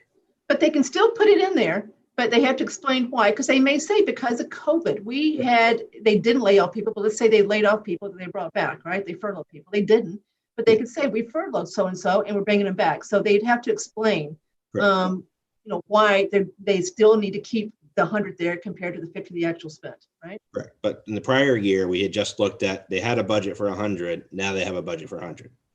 Right. So what this does is encourages people to build their next year's budget based on what they actually spent. What it might also encourage people to do is to realize that the bigger budget they have, the better off they're going to be the following year. So there's some pros and cons of doing this, but this is not what we've asked for in the past. Does everybody understand? This is what we are going to ask for this year, is to build the fiscal year 22 budget based on fiscal year 20 actual expenses. Can I make a process question, Kathy? I agree with the entire concept. I think it's going to allow us really to get to the right answers. Okay. None of us have seen ClearGov yet from an operational perspective. Right, we don't know exactly what detail it's going to get us. Just having been through the exercise and the number of emails in separate Excel files I had to get to piece together the whole vacation, sick time thing, et cetera, which I get is from different systems. I think we need to, with this guidance that we agree on, we need to actually give the department a template and say, we're going to start with ClearGov, but here are the 5 or 7 other things we want to see. But we need it to be in the same workbook. We need to be in the same file, and there needs to be one master file, as opposed to DPW comes in with one file, police comes in with another file, and then they never tied them back to Brian's master sheet, et cetera. So I know that's not a short undertaking, but I think it's going to make our job easier, but it's also going to make the department head's job easier.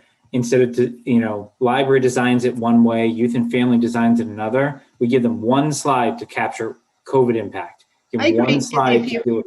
I totally agree with what I said a minute ago. I may not have said it the right way. So once we've decided what we want from them, then I'm hoping I'm going to get one volunteer from the committee after this. So to work with me to put together what we show them, what we give to them to input into, so that everybody does the same thing. We try to not duplicate their time completely. So we hopefully can leverage off what they're already doing and then add to it what we want to add to it. So Kathy, I've seen ClearGov. It's actually pretty good. I think for all of the financials, we should just use that. I mean, it's good. And I think they're going to have the actuals loaded. So I don't want them to download what they've submitted from a budget into ClearGov into an Excel spreadsheet. Let's use that because it's going to have the, correct version. But I think we need a template for the narrative and some of the other ancillary numbers we're going to need that we can't get out of ClearGov. But for the official, let's look at what your proposed budget is, what your last year's actuals were, what your last year's budget, what the variances are, all that we should just take directly out of ClearGov. And let me, not to beat this to death, let me make sure it's clear what we're asking for. We're asking them to use their actual expenditures for fiscal year 20 for their budget for fiscal year 22. So we're skipping a year there, right? So we're not saying use your budget for fiscal year 21, the year we're in. This year, they don't know what they're going to spend for sure. We're only a quarter year into it. So we're saying look at fiscal year 20 actual, and that's how we want you to build your budget for fiscal year 22. But I'm saying in ClearGov, I believe fiscal year 20 actuals will be in there. Okay, I'm not so sure. I had a long talk with Brian today about it. So I hope you're right. So Andrew, you are going to raise your hand to help me with this, right? Yeah. Because I need Andrew somebody. Dennington raised his hand. So Oh, I had a question. I have a question. I'm not really good at the spreadsheet. I think Andrew's not. So one problem with doing that though, right, is for the budgets of the departments where there were increased staff, police, youth and family services, it's going to show this artificial increase. Yes, and they'll just explain. We'll work through it. Yep, Okay. yep. So it's not going to be, okay, here's fiscal year 20 actual. This is what I use for fiscal year 22. There's going to be lots of differences in those two numbers, and they will have a place to explain why. I mean, in the private sector, in the real world, or in how you would do this, you would have a fiscal year 21 forecast where you would run a 4+8 forecast with 4 months of actuals, 8 months of forecast, and that's how you would do your budget. So and we may be able to put that in there because the Board of Selectmen have asked Brian and Carla to give them a quarterly report going forward that does show the actual against budget. And I said, well, what are you going to use for a budget? And I didn't get a clear answer. I said, you don't have a quarterly budget. You've got a year budget. Are you just going to cut it, in a fourth and compare that? And it seems to be that's what they're going to have to do because they don't have any other thing to do with. So I'm not sure how helpful that's going to be, but we are going to get that report too. It's coming to us also. Okay. All right. So do we want to request a annualized fiscal year 21? But divide by 4, multiply by 12. I mean, it's going to look messy, but I think that's dangerous because like DPW, for example, you don't have a winter in there. yeah, I mean, I'm not saying it's going to be. but Jason, you see my point. If they're going to take, for example, a fourth of the DPW budget for the whole year, and they're going to compare that against the actual expenditures for the quarter ending September 30th, it's not going to make sense. Right? It can't, because she doesn't spend her money proportionally. But that's kind of what I'm saying. Yeah. I mean, that's what I was saying, Jason, that doing a real forecast, you would have them. Well, yeah, you would know which months, December, January, February for them would be a lot versus public safety. There are a lot in the vacation months because of overtime. Yeah. Okay. Does anyone have an issue then with the general concept of what we're going to ask for to be sent to us, and just appreciate the fact that we're going to get some complaints here because we're going to be asking for more than what Brian's finance team has asked for. And we will try to make it as unredundant as possible so they don't have to recreate the wheel for us, that what we're asking for is really different, more information. So they're not having to do this twice. So we'll use ClearGov as much as we possibly can. Well, Kathy, to that point, if we're asking them to do a different first cut of the budget, right? If they're getting a different instruction from Brian and Mark to say, take your last year's budget, keep it level set and put in the numbers. Then if we go back and say, no, go back and look at your prior year numbers and then put in a different budget. Or do we just take whatever they've currently submitted or will submit with the current instructions, and we just use the prior year actuals to challenge what they've submitted? We could do that. Now, I'm looking at the instructions that were given to the towns as far as the budget process, and they did not instruct them to come up with a level service or level funded. They didn't say that. They just basically said, put your budget together, right? So they haven't told the departments how to put the budget together. They just told them to put it together. And when you put together, this is what you're going to do with it. This is where you're going to put it. Yeah. Advisory used to all, and this is not something that advisory has never done. In the past, advisory would ask separately for several different versions of a budget. We would ask many years for a level funded budget. Don't change it. We want to see the same budget. You can move line items around, but we want the total budget to be the same. And separately, we want to see a level service budget. One year we asked for a third one with a 3% cut. So we've always asked for specific budgets like that, regardless of what they were doing for the town finance team, which used to look a lot different than the one right now does. Have they already started submitting anything? Yes. I mean, and they have to be done a week from tonight. And then if it was me and I've run budget exercises, it needs to be a consensus view from selectmen, us, Mark, everybody coming together on what the instruction should be. And then we should have all the data to challenge it in different ways. Okay, so what we could do, Andrew, alternatively, is let them build their budget, right? Let them put in what they think is appropriate, what they're going to ask for. They've been told to be very careful about asking for new people, new hours, etc. That's the one caveat they've been given. Don't count on that, right? Because last year, they've been told that last year and this year. Then we could line it up against the actual for fiscal year 20. Line it up against what we think they're going to spend fiscal year 21, and go from there. So we could do that piece of it actually for them. Yeah, I think that's, and then when we have the challenge sessions, that's, why are you saying you need this when you didn't spend it last year? You don't look like you're going to spend it this year. Doesn't make any sense why you're asking. We could actually do that for them and send it to them ahead of time and say, look, this is what we're going to be focused on, right? So we could do that. So that way they're not really doing anything separate at all for us. They're going to input their budget. They're going to explain what their budget is. They'll still do the narrative as far as, why they're doing what they do. And then I still think they should do the wish list as far as what they would do if they could do it. We spend so much time beating up on these departments as far as, every penny. I still think they deserve the right to say, we did what you asked us to do. We knew there wasn't much money, but if we had more money, this is what we would do. So we could hear it.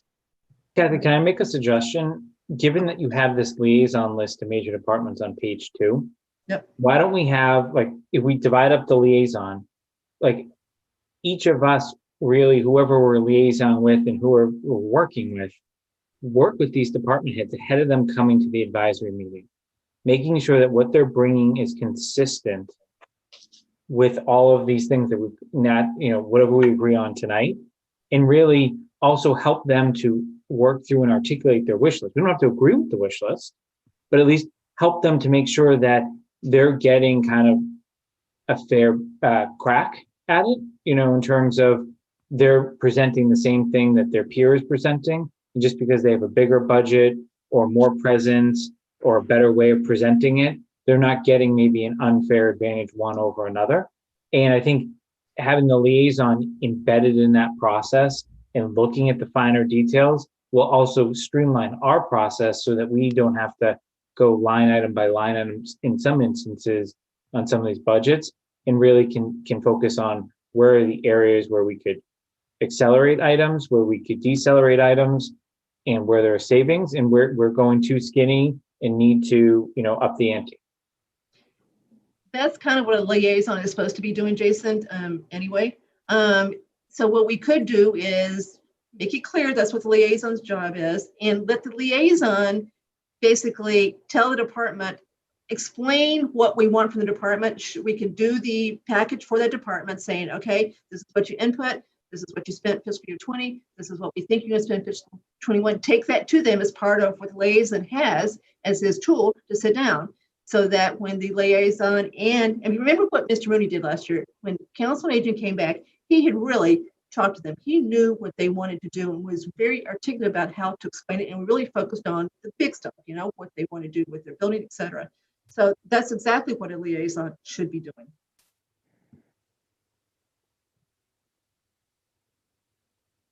So I'm going to keep going unless I see someone say, I don't agree. Yeah, I just had a question. So, you know, it's occurring to me of the annual town meeting is going to be in March. So what is the time? Okay, but it's, you know, we need to get going on this. So what are we thinking about when we're going to finalize the form of the requests we make to the departments? When do you want us to start actually bringing in department heads to present to us about their budget? Is it November? Immediately. So we're going to talk about schedule. So we've got enough meetings between now and the week before Christmas to meet with the major departments 2 a night and get this done. So I'm hoping by the end of the year, we will have gone through all the departments we want to talk to. And we have a good idea of what the budget as requested looks like. And then in January, we turn our attention to what we need to do to adjust that budget based on what we think it should be based on the town's finances. So that's the plan to do that. So they're going to have all the information in a week from now. So our next meeting, I'm hoping we can start the process of at least probably dealing with maybe a couple of the smaller ones that are really ready. Save the bigger ones to a little bit later, so Liaison really has a chance to meet with them and get what they need. A couple of departments are pretty simple as far as what you've got to do when you talk to them. Hey, Kathy, a couple of questions. Go ahead. Has the Board of Selectmen, as they've done in the past, asked the departments to come back with a budget of X%, either increase or level funded? No. Okay. I think therefore, I think it would be important, to the extent that we can build a consensus between us and them, that we send out this directive to the departments, more so perhaps as a joint recommendation or a joint request. Because what I saw last year is that they were working on certain budget priorities of the selectmen, and then when we asked them to do something else, and then the selectmen came back later and said, okay, now do something else. My hope would be is that we have a single voice making the request, and then we go from there. Now, that may be unrealistic given that we're looking at a 1-week timeline to get the budgets in. Well, John, it's a great idea, and I had requested that we do that, but we're too late. They've already said so that the finance department has already sent out the memo to the department saying this is what we want you to do. And that, I mean, in other words, they're speaking for the BOS. Doing the BOS is not going to do anything separate from that. So what we could do to avoid, a total separate memo is do what we just talked about doing, which is not send out the memo, but have the liaison pick up the phone and call, say, let's schedule our meeting quickly and let's show, and the liaison will explain to them what else we want besides what they've already done as far as input their desired budget into ClearGov. So right now they're putting in the budget that they want into ClearGov with some constrictions on it as far as salaries, et cetera. They've been told, please don't add hours unless you really have to. We really don't want to add hours this year, our people. So they know that. So they probably haven't added a lot of people, I wouldn't think. But who knows what else they've done there. So they haven't been told, keep it to 3% or 2% or anything. They've just been told, okay, input your budget based on what you think your board's voted, or if you don't have a board, what your department thinks that they should ask for fiscal year 22. So we can. So do we think that directive will essentially mirror our request for their wish list or not? That what the town of Southborough, the finance committee sent out, certainly did not ask for anything about a wish list. It basically just said, this is where, you're going to input it into, you're not going to do the spreadsheets you've been doing in the past. Instead, you're going to input your budget into ClearGov. this is your deadline for doing that. And please don't add a lot of people. That's kind of what that memo Yeah, said. I think it's important for the reasons I stated at the last meeting that we do in fact get a budget, operations if based upon their best case scenario, i.e. With the restraints, financial restraints removed, only because it shows us, or it shows the residents what services might be on the chopping block if we start, going to a specific number per increase. So I think that's important. And if that's not what the BOS has asked them to do or is invited them to do, I would like that at least to be part of our request to them. Because they have not they have not heretofore been asked to do that. We've talked about it before. I know that's important to you. So we're talking about asking them for, okay, if you didn't have the constraints you think you have, what would you do in addition to what you've got on this budget? But I think we can capture that, John, to your point in the narrative. So we can ask them, what would you do if you had the money? And two, with what you've submitted into the budget, is there any services or concerns about what you had to submit? Yeah, and I see it important in a number of budgets, but in particular, Kathy, hearkening back to the Council on Aging, they were able to identify what additional programs they could run, but for the capped request. And I do think it's important for the residents to understand that, you know what, these programs are available, but we just can't get to them. So I think Council on Aging is a perfect example of one that would probably have some pretty good ideas of what they do. Library is probably second, and Youth and Family Services is probably third. Youth and Family Services, Finally Advisory got a little fed up years ago with the way Youth and Family Services was treated. And we said to them, we actually had them come and say, okay, guys, what do you want to do? We know we keep cutting. We took your camper shipper program away from you. What do you want to do? And it really, their eyes kind of lit up. And they were so thankful for being able to talk about what their vision was and what they wanted to do. And guess what? We're starting to implement what they wanted to do. We started doing that 2 years ago, continued last year, and I'm sure that this year they're going to have the third phase of that. So I think it's a healthy thing to do, given how much we beat up on these departments as far as every little penny that they spend. So Kathy, I think I agree with everything that's been said here right now, but I think we need to remember this conversation next year in like July or August, because I think we did miss an opportunity to really allow them the right amount of time to prepare. Now, I think we can all catch up as liaisons to whatever departments and get it. But I think, it's just interesting that guidance went out to all the departments, and there really wasn't a lot of guidance in terms of direction from either advisory or BOS. From my read of the memo, it was more process of you're entering it into here instead of there. So I just think we should remember this conversation next year, because I think it will lead to less angst in the system from a department head perspective, and probably better presentations from all of them. I don't disagree, but I also still think that advisory should be the one taking the lead on this instead of coming in from behind. And I still think we've done this a little bit backwards. The meeting with the schools is not taking place till Monday. So I don't, to me, that should go first, because, they control 75% of this budget when you put benefits in there. So if they've got something way out of whack, you should know it up front, because that will certainly lead the decision from that point on. So we're kind of doing that backwards too. So I agree with you, Jason, but continuing on, it looks like that what we've agreed, and if I can summarize this, is we're going to basically use what they're going to input into ClearGov as far as their requested budget, which will be done by next Wednesday. Liaison is going to basically start meeting with their department, and is going to basically, as part of that, tell them, when they call them, say, this is what else we're going to want from you, including the narrative, including the wish list.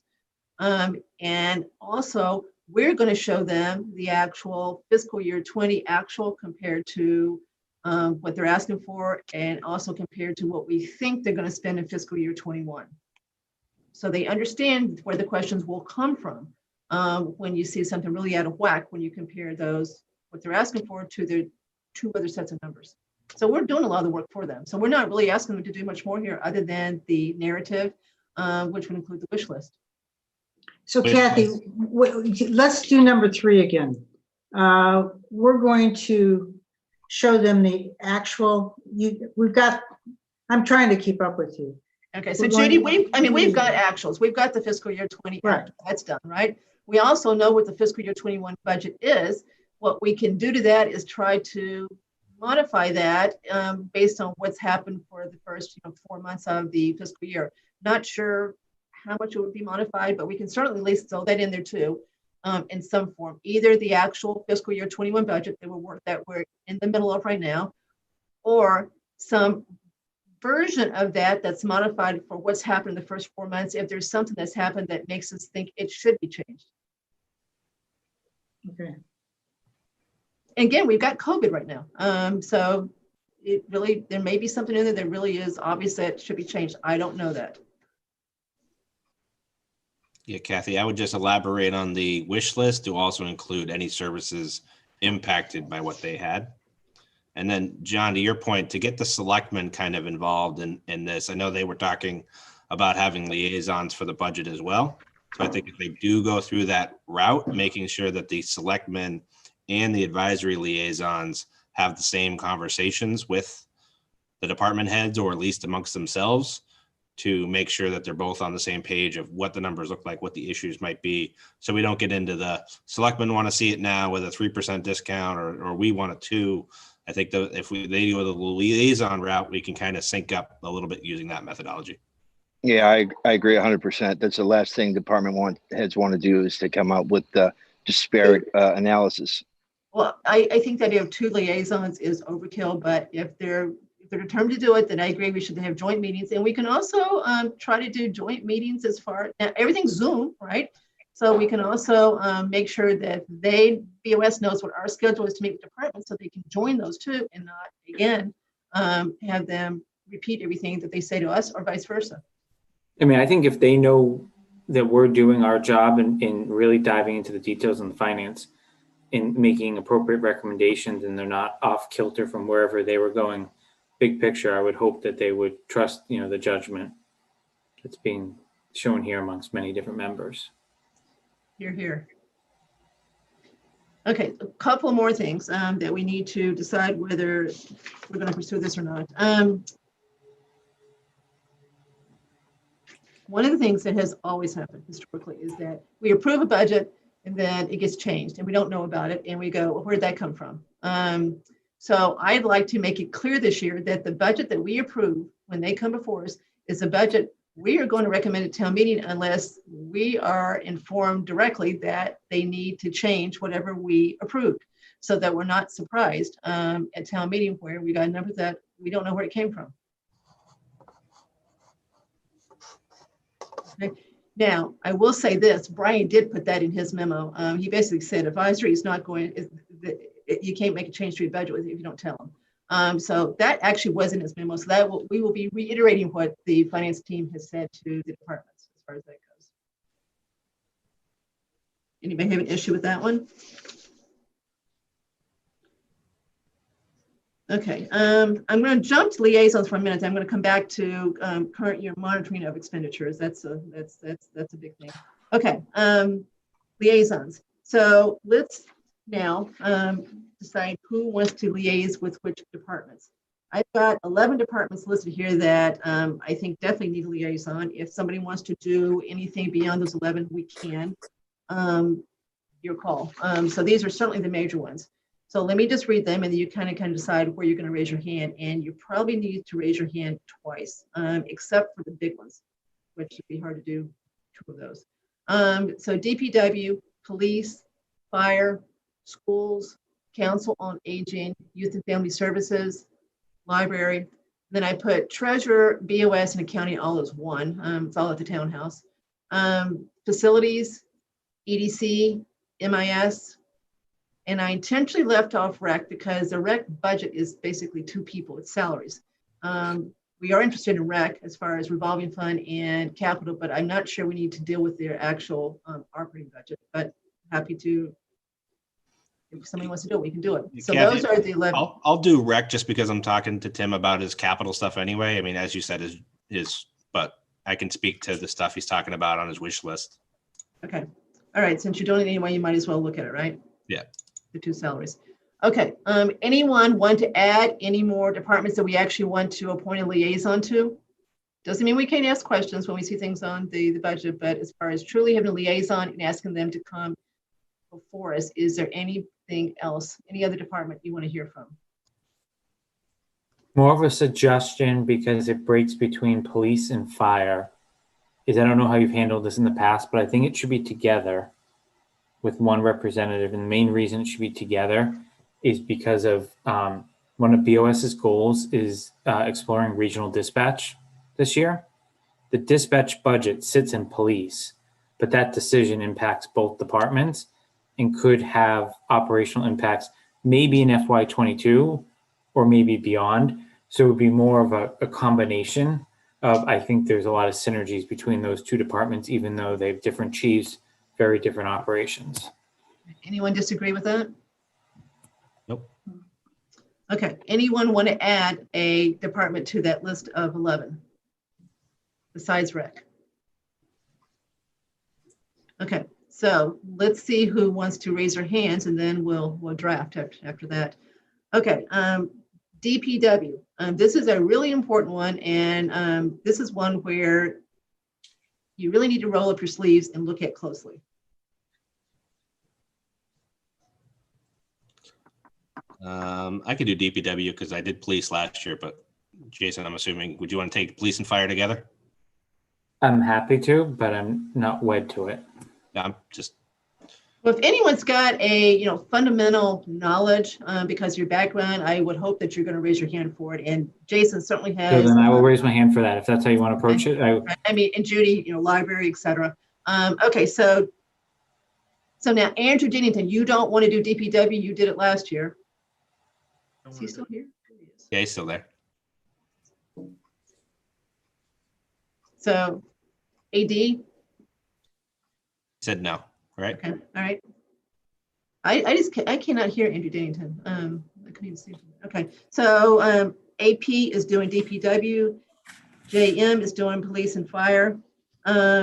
Schools, another big one. And remember, even though we don't have line item authority, we certainly have input on the overall budget for the two schools. I could volunteer for schools. I think Andrew was volunteering for the schools. It's hard to hear you a little bit. So Andrew, I'm assuming you said yes to that. And so if you didn't, you better say something quick. Yes. Yes. All right. Okay. John, do you want to do council on aging again? Sure, thank you. Okay. Judy, you want to do library?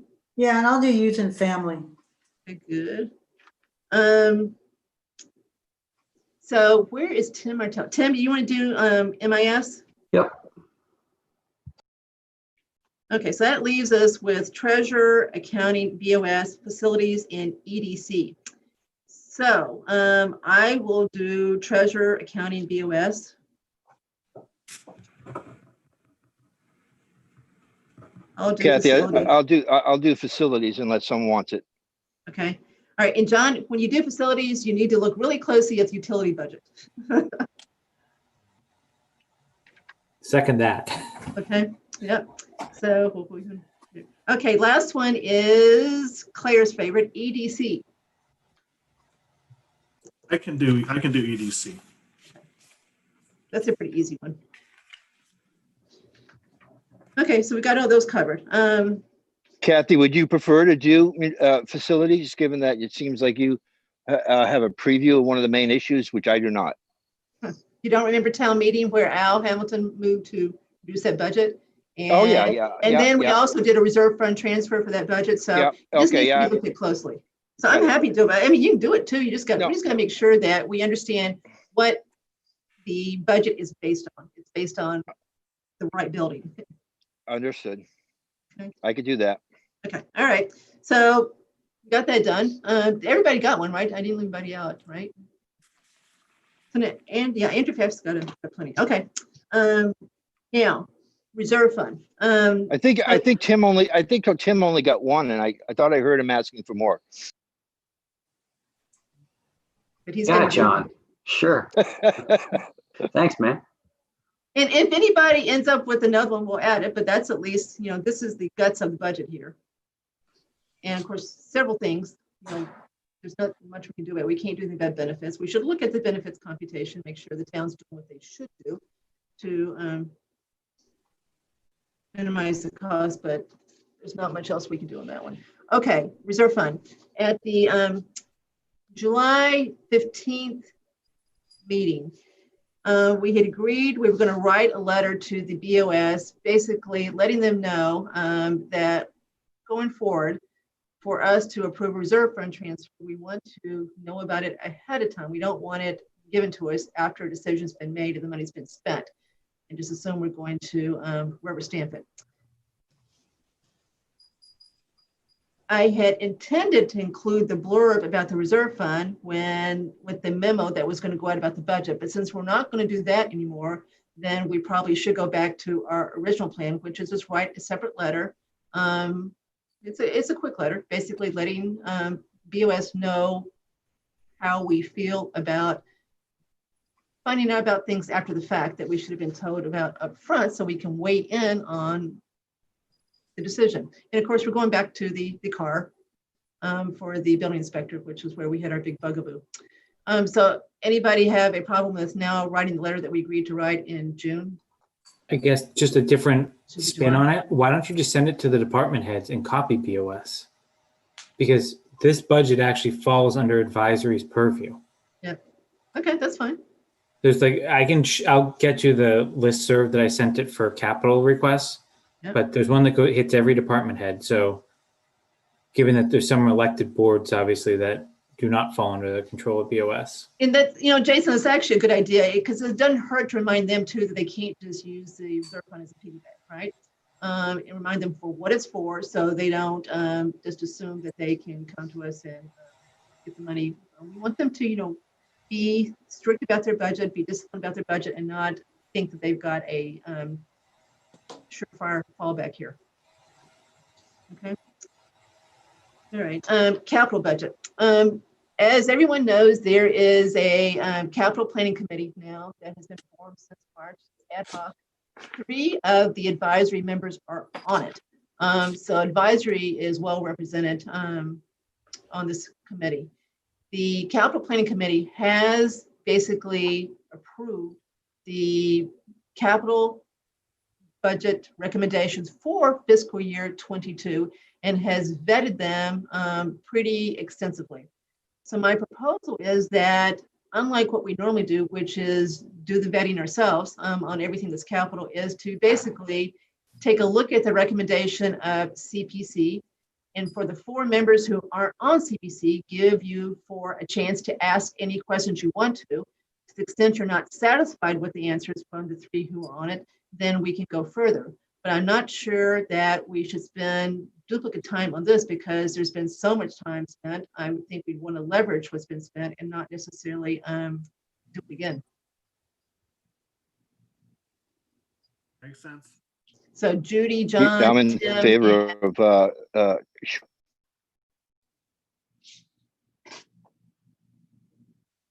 Go ahead, John. You're muted. He's muted. I'm in favor of that approach. Obviously, there may be an exhaust thing that the committee went through. So I think you'll be fairly impressed with what the committee's done. It's met a lot, and it really has looked at things really closely. So I think you will probably be satisfied with the recommendation, but if not, if there's something on it you want to go further with, we will. And Kathy, Sounds maybe I think sorry, John, go ahead. Yeah, it just sounds like the right approach to me. Yeah, me too. And Kathy, maybe just so everyone's aware, BOS is actually voting on FY22 capital on Tuesday night, unless they need more information. So should we take them through that presentation in an abbreviated form to get the votes of advisory, assuming there's no hiccups with BOS, just to check one thing off? But And Jason, I haven't seen anything yet. We're just going to do it on the fly. There's a presentation that it's already drafted and we're making to BOS on Tuesday night. So And they're going theoretically, to vote on it as well? yeah, that's the intent, unless they need more information. Okay. So I think that Jason, we just do the same presentation at one of the advisory meetings and we'll vote on it, but we're not going to do it tonight. No, obviously not tonight. Well, I'm that's just what I saying, thought. That's what John thought you were saying. Yeah, that's what I thought. saying I too. No, just no, wanted sorry, at least that was an not clear. hour or two to look at it. Yeah. no. So we can circulate it once the committee votes tomorrow night to advisory too. And we'll make the same presentation that we make the BOS absent any changes that come out of it. So I think this is what you do. You make the same presentation and people, the other four can ask questions and then hopefully we'll just vote for it and we're done with that piece of it. Yeah, I sorry, I interpreted that we were going to vote on it tonight before, so No, that you could give the BOS our vote. It did sound that way, so. Get it out of the way. Okay, everybody's okay with that plan, it sounds like, so that's good. Okay, now the next topic is the monitoring of expenditures during the fiscal year. You may recall that one of the things that we had to vote on at the end of the year as far as a interdepartmental transfer. Was it reserve fund or it was one or the other? I forget now which one it was. But anyway, was the mistake that was made with the salaries for the building department. And that mistake was known months earlier by some people. We didn't know it. We didn't know it until they told us about it at the end of the year. So what we are going to get this year is we're going to get, and this is because of the software, we're going to get a report that basically at least shows us what the expenses are per quarter, year to date, and we will see that as compared to the budget. So we are going to have a better chance at looking at financials during the year. So hopefully we can spot a problem before it's a bigger problem, and or hopefully we can do something about it. But Kathy, are we going to have the capacity to be able to identify the question of expenses? I give you a TBD on that, John. So I'm hopeful that it will be a report that will be meaningful. But as I said earlier in the meeting, it's my understanding that they're going to be comparing the actual expenses against a prorated portion of the budget. So I'm not sure how meaningful that really is when you consider that you don't spend money proportionally during the year. And Yeah. DPW is a really good example. They've got a lot more spend in the winter than they do other times of the year. And I'm sure there's many other examples of that. So I don't know how meaningful it will be, but I guess it's a place to start. Yeah, and See, the only what they could be, I don't know, Andrew, what do you think about this? They ought to be building that budget, quarter by quarter, right? And they just add it up. quarter by But quarter that's or not month what they're by doing. month, but at least quarter by quarter. Yeah, so they're not doing that. So maybe that's a recommendation for the following year once we get used to the software. But they're not doing that. They've never done it that way. They just do it on an annual basis. Yeah. The one thing I've seen other towns do, Kathy, is look at it point to point, between the year, right? So look at it quarter to quarter, Yeah. right? And especially like in these departments where we have the overtime, that's where you're going to really figure out whether you have trends. But I think there also should be like a self-reporting mechanism that goes into this too, is Mark and Brian are inevitably going to find something, or have already found something this year probably, that was off in the budget because, right? So just listing those out now as opposed to, and they could be favorable or unfavorable, but I think just encouraging that sort of open communication, so that we make sure it doesn't get baked into next year's budget is, I guess, my priority, because some of the things you just can't control. So you're right. The more meaningful comparison would be year to date against prior year, year to date. And I don't know that they're going to have that input in the software. In fact, I'm pretty sure they're not. As Brian said today, this is really a budgeting software more than a financial reporting software. But the financial reporting software can do it because that's how I stumbled upon the payroll thing. So do you think it's got the ability to have year to date, prior year in there? Mm-hmm. You can see it actual. I'll forward a template to you, whatever I got, just so you can see it. But I was able to see it quarterly, how it was building up. The accounting system, Jason, right? Not the ClearGov system. Yeah, it's the GL system, not ClearGov. Yeah. Okay, so now I'm confused. So you're saying the town GL system that we've had all along shows actual year-to-date, compared to prior year, year-to-date. Yes, and I always get in Alrighty. PDF, so we have to figure out a way to get in Excel. But once Okay. we can do that, or we can convert the PDF to Excel, we'll be in business. So does everybody agree that's more meaningful than trying to take a fourth of the budget and compare it to that? I think you do both. You do quarter over quarter, year to date over year to date, plus you do quarter to date versus budget and year to date versus budget. I mean, this is pretty simple stuff. It shows the percentage of budget spent on it. Let me see if I know we're running out of time, but I have a sample. Tell you what it shows. And Kathy, while Jason's pulling that up, include me for water fund as well for the DPW. Oh, yeah, okay.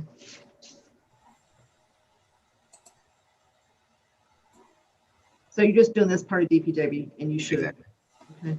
This is technically a separate budget. I'll do that one. And Andrew, while he's doing that too, you should also take a look at the computation of the warrant article for road maintenance and just make sure that what we did a couple years ago still is valid. So Chelsea Malinowski did a whole lot of work to come up with that number. So you should start with what she's got and maybe update that if it needs updating. Yep. And sidewalk maintenance now. Yeah.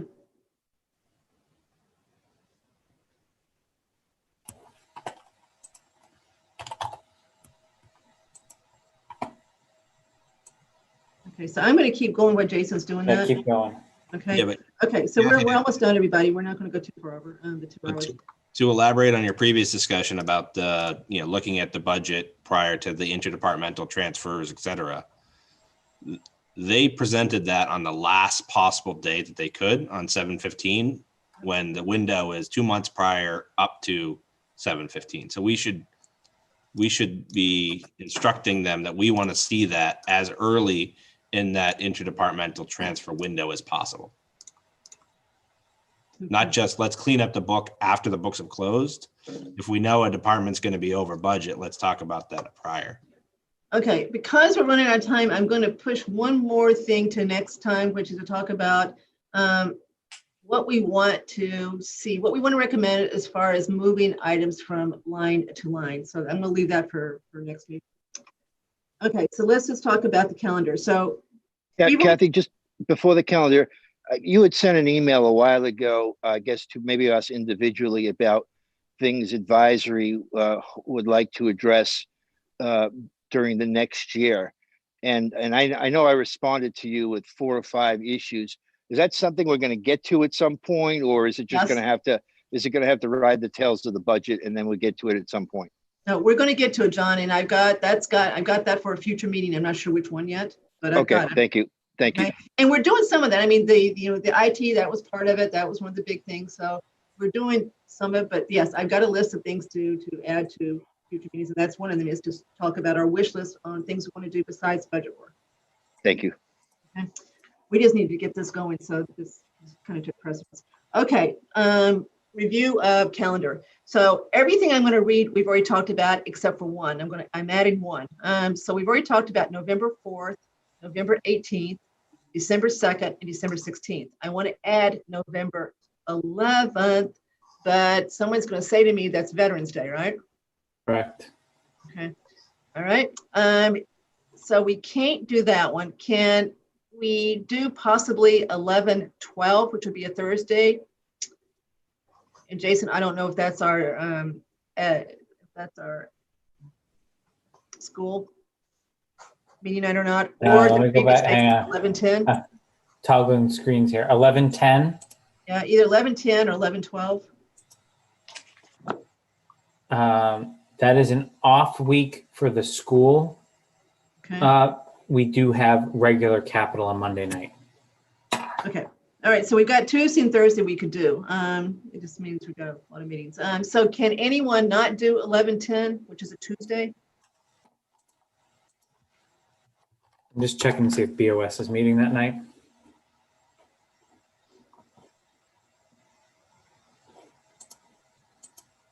It shouldn't be. Why don't we see if Thursday works? Because then we don't have to worry about BOS. BOS does first and third. That's the second. So that's why I thought they were going to meet. But that's fine. First Tuesdays, the vote election day.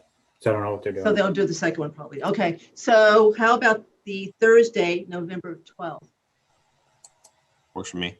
Okay, all right, so I will get the invite for the 12th. So again, to reiterate, 11/4, 11/12, 11/18, 12/2, 12/16. So that's 1, 2, 3, that's 5 meetings with the goal of doing at least 2 budgets every single meeting. Do you have a schedule of how you're gonna order it, just so when we? Oh, wake up I'm these- going to talk to the department. I will do that offline when I talk to the individual liaisons. So you're going to have to talk to the department and see what works for them. So we'll put that together once we've got the department on board with this and see what they say and see what works for them. So Kathy, just to sum up, since we're going to start the liaison, start going out, reaching out to department heads and scheduling times to come in. We had a discussion about what information we're requesting from them. Is there going to be some type of a summary form distributed to us? Okay. Yes. So So we by are- Friday so we- afternoon, I expect you to have what you need and know what to do exactly so that Tomorrow afternoon, you said, or Friday. Friday afternoon? Okay. And then we just And- forward that email to the department heads and schedule the meeting. Or you can decide what to do. You can call them and tell them what's in it. So I'll leave it to you as far as what to do with it. Since I'm Kate- schools, is that Greg Martineau that I reach out to? Yeah, but He's like a pretty busy guy. he is. And so that one may go over to next year, Andrew, just so you know, because they're nowhere near having their budget. That's fine. But you can at least reach out to them, let them know you're going to be the one, right? So that one I am fairly confident will not happen before December 31st. Kathy, I'm about to lose you according to my iPad, so are we Okay, done? so we're pretty much ready to go here. Kathy, I Okay, have the report, but I'll just send a sample to the committee so they can look at it. okay. All right, any other matters properly brought forth? No. Any public comment? I see no one in the public. It's just us, so I assume that's no. All right, motion to adjourn. That's my job. I move we adjourn. Second. Okay, roll call. Judy, Yes. Cook, aye. Andrew Dennington, Aye. Tim, Aye. Jason, Aye. Andrew, Aye. Mr. Mooney. All right. Okay. All right, guys.